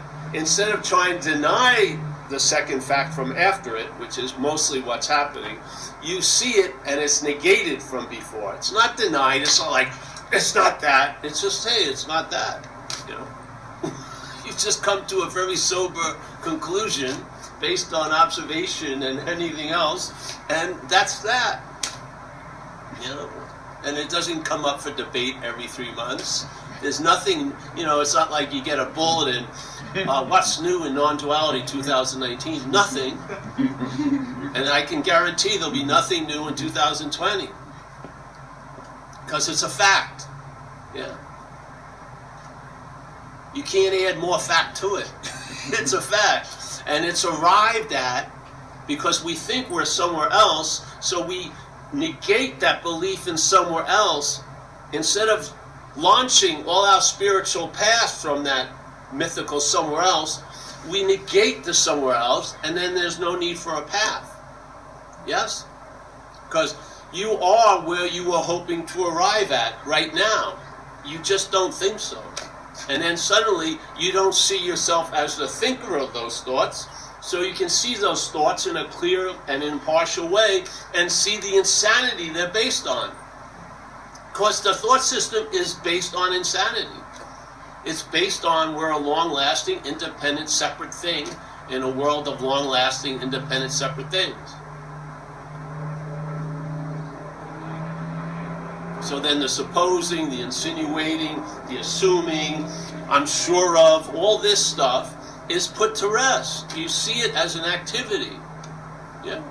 And without your incredible investment in it, the activity doesn't hold much water. We're the water resource. We're the juice. We're the battery that gives it light. We take what it's saying to be so, and therefore it seems to be so. It's appearing to what's so that it's so. That's the whole thing in this world now. On a basic level, most people are being driven crazy based on what's not happening, really. Things they thought happened 30 years ago, or last week, or next week. Really, yeah. How could what's not happening produce an effect unless what's happening was entertaining it. We are what's happening. We're the only thing that could conjure up what's not happening.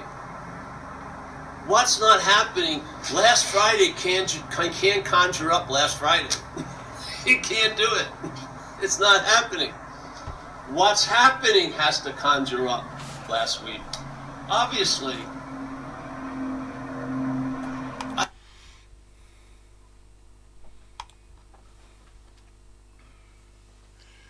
You will know them by their fruits. You'll know the tree by its fruits. Remember that saying? You will know the tree by its fruits. What fruits is this particular Neo-Advaitin expressing? Oh, it's clear. Those are the fruits of the true message of Advaita Vedanta. He's bearing those true fruits. Now, is there an example of a tree that's not bearing those type of fruits? Oh, sure there is. Check out the fruits of the birth name and birthright Neo-Advaitin, the birth name and birthright of Jim Newman. Previous presentation I went over that, and right there. Look at the two examples, two trees, okay? Here's a tree, a separate tree, the birth name and birthright of Paul Hederman, the Neo-Advaitin there, freely opening the commentary so that it can be shared freely. Information shared freely. And also, he's not holding these big residentials. He's not expressing as a guru does, where all these residentials, we're going to have one and we're going to charge you hundreds and hundreds of dollars. Spiritual retreats, same thing. Turning the non-duality message into the same old new agey stuff that happened back in the 1990s. You know who's going in that direction? It's obvious. We can tell. It's the Eckhart Tolles and the Mujis. They're doing that right now, and that's why the participation, you notice, that's why it's at such high numbers. It's because it's catering. It's catering to the subconscious conscious self, and those groups will gravitate towards the Eckhart Tolles and the Mujis because it apparently appears to be giving them something that they didn't have before. They've always had it. Not only did they always have, they were already being it. The being the seen, which is equivalent for everyone. Everybody. I'm not saying just some people. Some people are kind of singled out and excluded until they attend an Eckhart Tolle spiritual retreat or residential or a Muji one. No. The Jim Newman, that Neo-Advaitin, is going in that same direction. Now, is that right or wrong to do that? No. It's just apparent appearing to go on. And again, who will know the fruits that are bared? Nobody really knows that, but it could be recognized. The differentials, it can notice that. And so, there it is. And if a Neo-Advaitin is going to express in a particular way, it will be called out. It will be noticed. And it just was. It was just called out just then. Yes. Yes. The comparison. Look at the humbleness. Notice the expressions of humbleness behind the Neo-Advaitin with the birthday and birthright of Paul Hederman. Humble. And he's not disabling his commentary in his YouTube channel. Every single satsang's freely open. He had nothing to hide. He knows his way of sharing this message, just pointing out. Invitation. It's just an invitation. Is that what's happening with the Neo-Advaitin, the birthday and birthright of Jim Newman? No, it's not happening there. You notice it. It's kind of obvious, though. But, it will be pointed out. So, it's pointed out. So what? But yet, it's going to steer the new Advaitin to a particular, not the Neo Advaitin. The Neo Advaitin is obviously being responsible for the message of non-duality, Advaita Vedanta, to either deliver it, that it could be delivered, the message could be delivered either as a skillful means, and that the subconscious conscious self is going to get something out of it, and if it does that, then the numbers will be extremely high, and it probably knows that. But what to what means, to what end? For riches, for fame, yeah, for lots of money in the bank and a lifestyle, a very very lavish lifestyle. See, in a sense, notice the Neo Advites in the birthright. The reason why it says to support my lavish lifestyle, he's not telling you you have to give, or you have to contribute, or you have to pay any kind of money. Yeah, he's publishing books. What's wrong with that? He's just publishing information. Yeah, it's just expressing. It's bearing fruits. That's fine. But notice, he's not imposing, and plus, it's not hundreds and hundreds of dollars in weekend retreats and all that sort of thing. There's the big difference right there, and that's noticing different types of fruits that are being bared by different types of trees. Yeah, you'll notice that. You will, and not even the you that you think you are is going to notice that. But I'm telling you, if it's noticed, then the self-conscious conscious self that's noticing that is going to gravitate towards the Mujis and the Eckhart Tolles more, and then it's going to hop on the bandwagon with Jim Newman, and you see the numbers are going up into the thousands now. And it's not so much the numbers game, but if you see and notice, I'll give you an example. This one right here has 550 views. This particular satsang on this YouTube presentation so far. Okay, and it's even a lot lower with this particular Neo Advaitin, simply because it recognizes it will not follow the crowd. And 9 times out of 10, that crowd is following what? The self-conscious, conscious self majority. Yes. And that's the sheeple mentality. And that's something that's very, very difficult for the self-conscious, conscious self to recognize and realize, no, I'm not part of that. It thinks it's part of it, but it looks for something that's popular in higher numbers because it wants to be part of something that's special and not noticeably different, or appears to be original. But if it caters to that particular body mind action figure that's seeking, it's in that seeking mode, looking for a way to be a particular way. Oh yeah, I want to be like that. I want to manifest, and I want to practice meditations because Eckhart Tolle tells me, or Muji tells me, man, I appreciate everything he's telling me so much. I'm going to go up there and kiss Muji's feet. What the fuck? See, that's how you tell the difference. Do you see this particular body mind action figure, Paul Hederman, getting his feet kissed? Of course not. Of course not. He's bearing the right fruits. Are there right and wrong fruits? Well, yeah. Obviously, the fruits that are being generated off that tree of the birthday and birthright Jim Newman, that particular Neo-Advaitins strain, he's going off the fucking tangent the same way the Mujis and anybody supporting Muji and anybody supporting and going along with the messages. It's not even the same message. It's not. It's turning non-duality into a skillful means. It's turning it to get something out of it. You know, you're going to get something out of it, yeah, and you're going to be part of the crowd. So go ahead, and they're doing that. It's noticed. It's noticed. Can you not? Can you not notice the obviousness behind all of that? Yeah. Well, it can't be stopped. You know what? It doesn't have to be stopped. It's just out there as examples. Okay, so if the absolute is going to express itself through groups like that, perhaps those contrasts are going to reveal and show, well, look at that over there. What's going on over there with that particular Neo-Advaitin?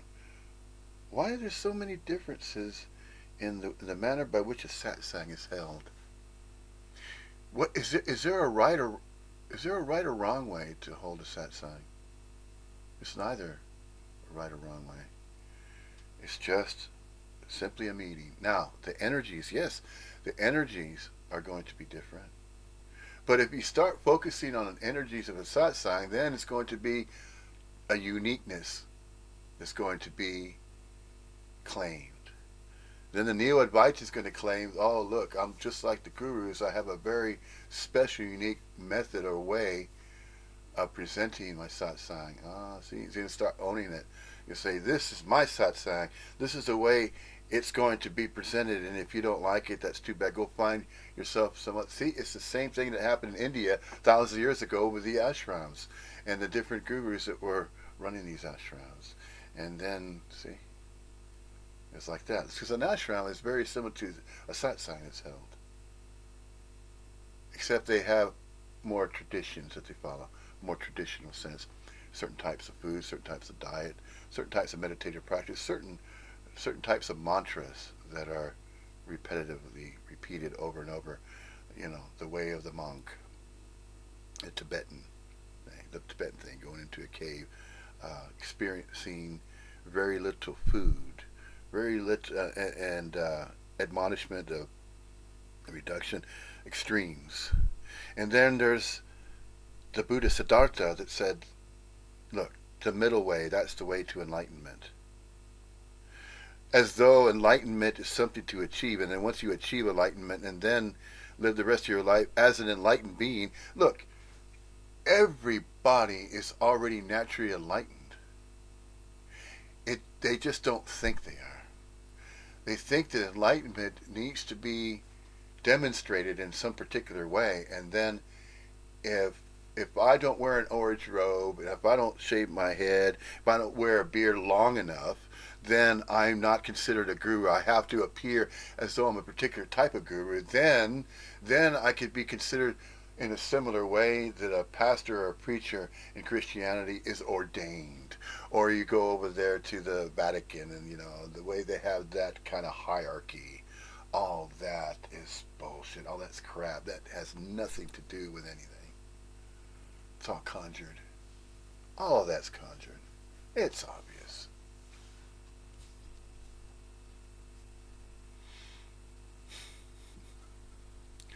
Silly, self-conjured, conjure self. You're so silly. Friday isn't behind the fucking building there, trying to leak in. You know what I mean? It's not seeping into Saturday. We're what's happening, entertaining, because we believe fucking time is so. We believe we can be hurt. We believe what we have can be lost. We believe what we want may never be attained. We believe and believe, and then it seems to make it so. It doesn't make it so, because there's only what's so, but it can appear to be so to what's so. In recovery, we have it: the false evidence is appearing real. False evidence appearing real, an acronym for fear, is basically the daily narration, the daily reporting, the daily critiquing, the daily punditry. All this, yes, is false evidence, implying that it's already appeared to be true to us. That's the fucking weird thing. Its validation is assumed to already be in place. That's the trick. It's like that fish coming up to the bait out of consciousness, no form, no shape, and then it buys the bait and it feels like it's a fish, and not only that, it feels like it's been a historical fish, and it also feels like it's going to be a future fish. That's what's happened. It's amazing.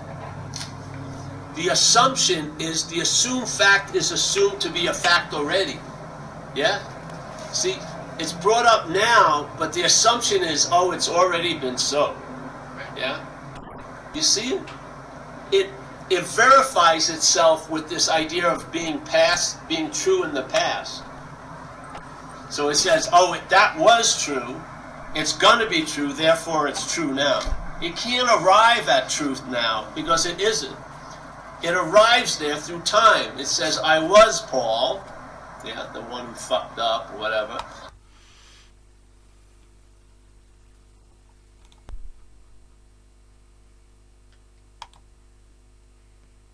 Who's definitely going to fuck up, and therefore I am Paul the fuck up, so to speak. It then can change the after, but it's I am Paul and then ... whatever. But it isn't a natural observation, I am Paul. No, the natural observation is I am. Onness, with no name and no noun, isn't it? You're just on. There. To be more specific than that, of course, to be more specific than that, you're just on. You are. Right. Now. But to say that you are is kind of contradicting that you're verbing. See? Because are implies, well, that you are. You are in a permanent sense. You are. No. There's arnessing. Yeah. Arnessing, because that's verbing, isn't it? You not just are, and then that's it.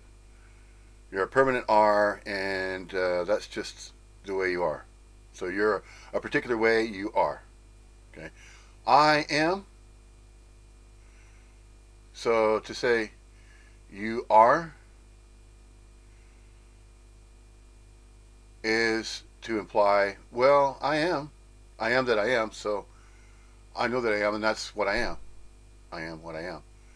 That's what I am. No. You are that you are? No. There's arnessing. There's emming. Emming, arnessing. The constant activity of being a scene. Yes, that's the verbing, of course. Because that's the constant, consistent activity of the absolute, the absoluteness and absolutenessing of the absolute, absolutenessing as the infinitudinal complexification of the absolute. That is as both real and unreal, both everything and no thing, inseparably so and not so, ad infinitum. So that includes absolutely everything and that which is no thing, inseparably so and not so. Therefore we are and we are not, simultaneously we are and we are not. We're apparently appearing as human corporeal units of local qualia consciousness, energy fields, manifestations, inseparably appearing. Inseparably so, as in space and time, and inseparably not so. From nowhere, out of nothing. The everywhereness of the as the absolute, the everywhereness as the absolute, from nothing, out of nowhere. That is a beingness seen, and that's timeless, that's boundless, no parameters. Both simultaneous. The manifestation, beingness seen, and the simultaneous not of space and time. See, of space and in space and time, and not of space and time, out of nowhere, from nothing. Timeless, boundless. Energetic movements, as the river rivering, it's the absoluteness of the absolute absolutenessing. Everything and no thing, simultaneously, inseparably, so and not so. And always perfect balance, balancing, perfection, perfecting, constantly perfecting, perfection, and wholenessing. And so it apparently appears as a constant flow. Constant flow. And nothing needs to recycle because it's constantly already recycling. Recycling energetic movements, consistently churning away and constantly. And how and why it does that. No meaning, reason, purpose, how and why. There are no hows and there are no whys. There's just simply that which is and isn't. The absolute is and isn't. Simply this, simply that. It can't just be simply this and exclusively simply this. No. It's simply this and simply that. It's both. Simply this and that. It's not exclusively simply this. No. There are no exclusivities.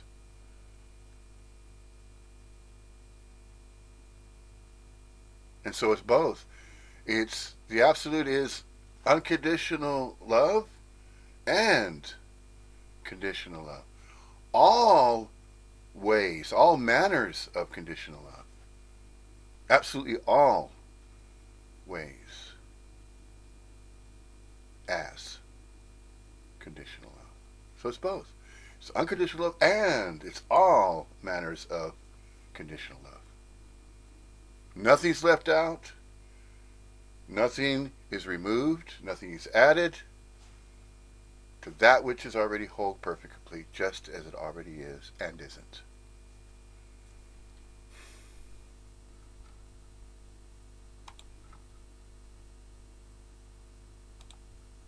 And when they're seeing, there's no feeling of, truly, there doesn't seem to be any volition in seeing.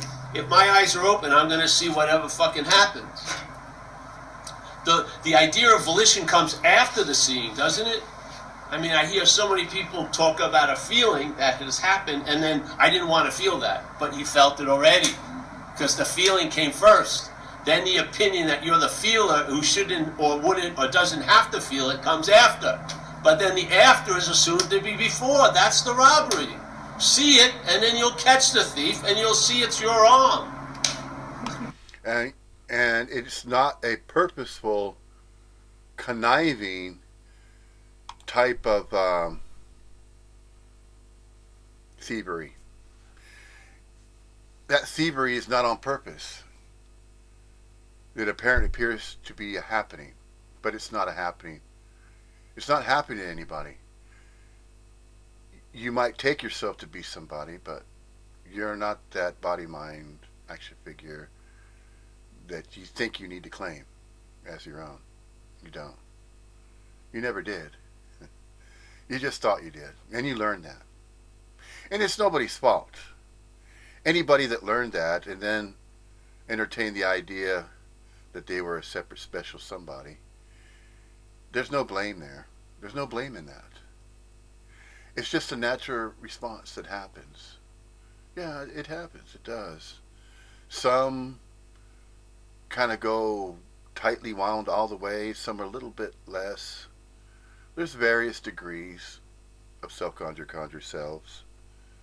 And there's innumerable types of self-conjured conjure selves. There are. So the countenance is innumerable regarding absolutely everything. Countenance. Immeasurable. The countenance of that which is absolutely everything and no thing, inseparably so and not so. Countenance is beyond measure regarding absolutely anything that could be called something. Anything that could be labeled and categorized, and anything that could be provided and given an entitlement. All of that is unnecessary. There's no need to name and categorize. That's an attempt to control what apparently appears to appear as it does. It cannot be controlled. And once it's thought to be controlled by somebody, conjured. It's not. It's not happening. It's not happening in the manner by which a self-conjured conjures self-conjures. In its own way of thinking, and its beliefs. It is learned. Conditioned responses. Conditioned responses. And those conditioned responses started at 18 months when hands were moving about, because that's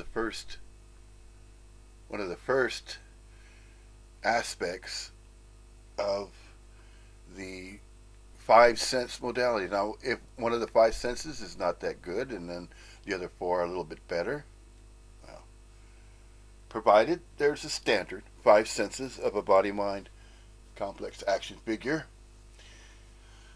and at some point it's going to be going like this, and then eventually the brain, the mind of the body mind develops enough to where it recognizes and acknowledges, and then it asks. It acquires a degree of self awareness, sentience. And then that's the beginning of either self identifying with itself, or in a setting such as India, whereby certain beliefs, certain traditions are practiced. And so, in a village, small area, small town, dependent upon where that body, human, corporeal, body, mind, action figure happens to be born into, or apparently appear to be born into, a certain type of environment, a setup, a certain type of setup, then it goes based on that. Either it's going to have some degree of sentience whereby it questions itself, it questions its own purpose, and it's doing that because it thinks it has to. And then the mental thought system starts feeding it ideas and concepts and thoughts, thought patterns, thought forms to entertain. So it starts entertaining so many, and then it doesn't know which one to choose from. And so there might be some swaying going on, a little bit more influence perhaps, but it's usually it's going to be a self-conjured self that communicates and converses with that particular new arrival, what apparently appears to be a new arrival. The new arrivals are what apparently appear to be other additional people being born into this world. Could be either a recycling process of some type is going on, and that no two body mind action figures are going to ever appear precisely exactly the same, that the variety and the countenance of that variety is immeasurable.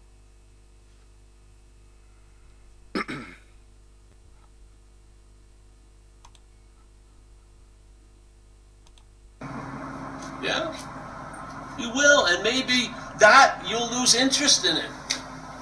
Yeah? And if you lose interest in it, you're going to gain interest in other things and no thing. Yeah, and maybe now that faith that you have no idea of as the foundation of this whole dreaming, which is faith. And when people say, I don't have any faith, there's faith in that. Faith is always before manifestation. Always fucking before it. So that faith, instead of being used to produce a slavery to what's not happening, having faith in the thought system, having faith in the reality of things, having faith in the reality of a story, having faith. Now that faith is here and now, and it's allowing an ease and comfort. The same energy. It's where it's put into. If it's put into the thought system's going to produce tons of anxiety based on the faith you have in it. Now let's go based on the interest. Let's touch upon that one. Interest and attention. What is interested in anything? Is there anybody being interested in something? Let's work with that one a little bit. Let's kind of play around, entertain that apprehension of that concept regarding interest. All right, what is interested? Are you interested in anything in particular? Am I interested in anything in particular? Neither of us are interested. There's just interest. And so, what is interesting? There it is. There's the verb being again. Let's do that. Let's try that. We're not doing it. Let's try. Let's try that one on. Spiritual shoes, remember? Okay. There are no shoes that need to be worn. That's another one. I haven't even brought that up. Spiritual shoes, putting out spiritual shoes? No, I wouldn't do that. Nobody does that anyway. For the moment that anybody claims that they're placing spiritual shoes out somewhere and then somebody is trying them on, then there's somebody trying on spiritual shoes. See? You can't get out of that one. There's no way out of any of these conjurings that are thought to be necessary as it pertains to doings and knowings. None of those, neither of those two, and any manifestations of doings and knowings are necessary. There's just being is seen. Just as a river that's rivering. That's it. Being is seen. That's it. No self-identification necessary with it. No doings necessary. No practices necessary. Simply the being is seen. Does anything have to be discussed about that? Well, once it is recognized and the invitation to take that message regarding what is being stated here, and the statements that are being said, they don't have to be told to anybody. These statements are being told to those and addressing to those body, mind, action figures that are still self-identifying with what they believe and what they think is their own body and their own mind. And that's the self-conjured self that believes it has its own body, mind to use as it pleases through its own life that it believes it's living. It believes it's living its own life. It thinks it does. It thinks it does its own life into action. That if it doesn't do anything, then it's not going to be living any life. Oh, life is lived through the body-mind complex action figure, but there is simply that. There is simply life lived through that which is appearing as though human corporeal.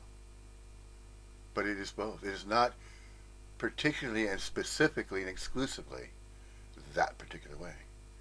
It is always always. So any way that can be entertained, it is that and so much more. And beyond measure. Immeasurable regarding that which manifests as anything in particular. But it's not actually manifesting as anything in particular. It's just simply the absolute apparently appearing as always, always, and infinitum.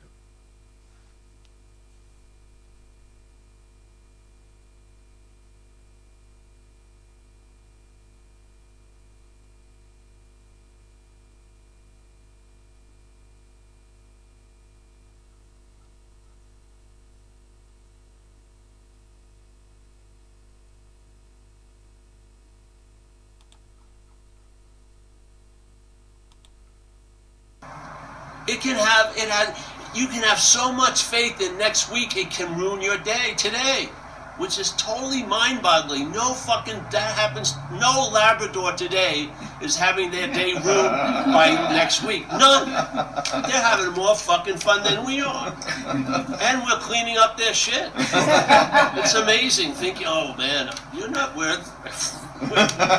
the apex of the situation here. We're enslaved.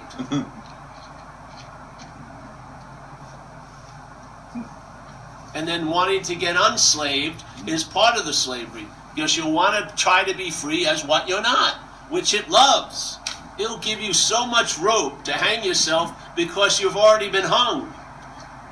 You've already believed a fact that isn't true, setting out to find what you think is the real fact. Yeah? You can't use yourself to find yourself. If you are what you're looking for, then the warning would be you can't use that to find itself. If you are what you're looking for, if that's the truth, if the masters were correct, that you are the seeker is actually the sought, if that's the case, the thing is you can't use it to find itself, obviously. You don't need 50 warnings. You need one or two. You'll see the mistake, and then it's suddenly the possibility of it being corrected is available because you're the one that sees it as a mistake.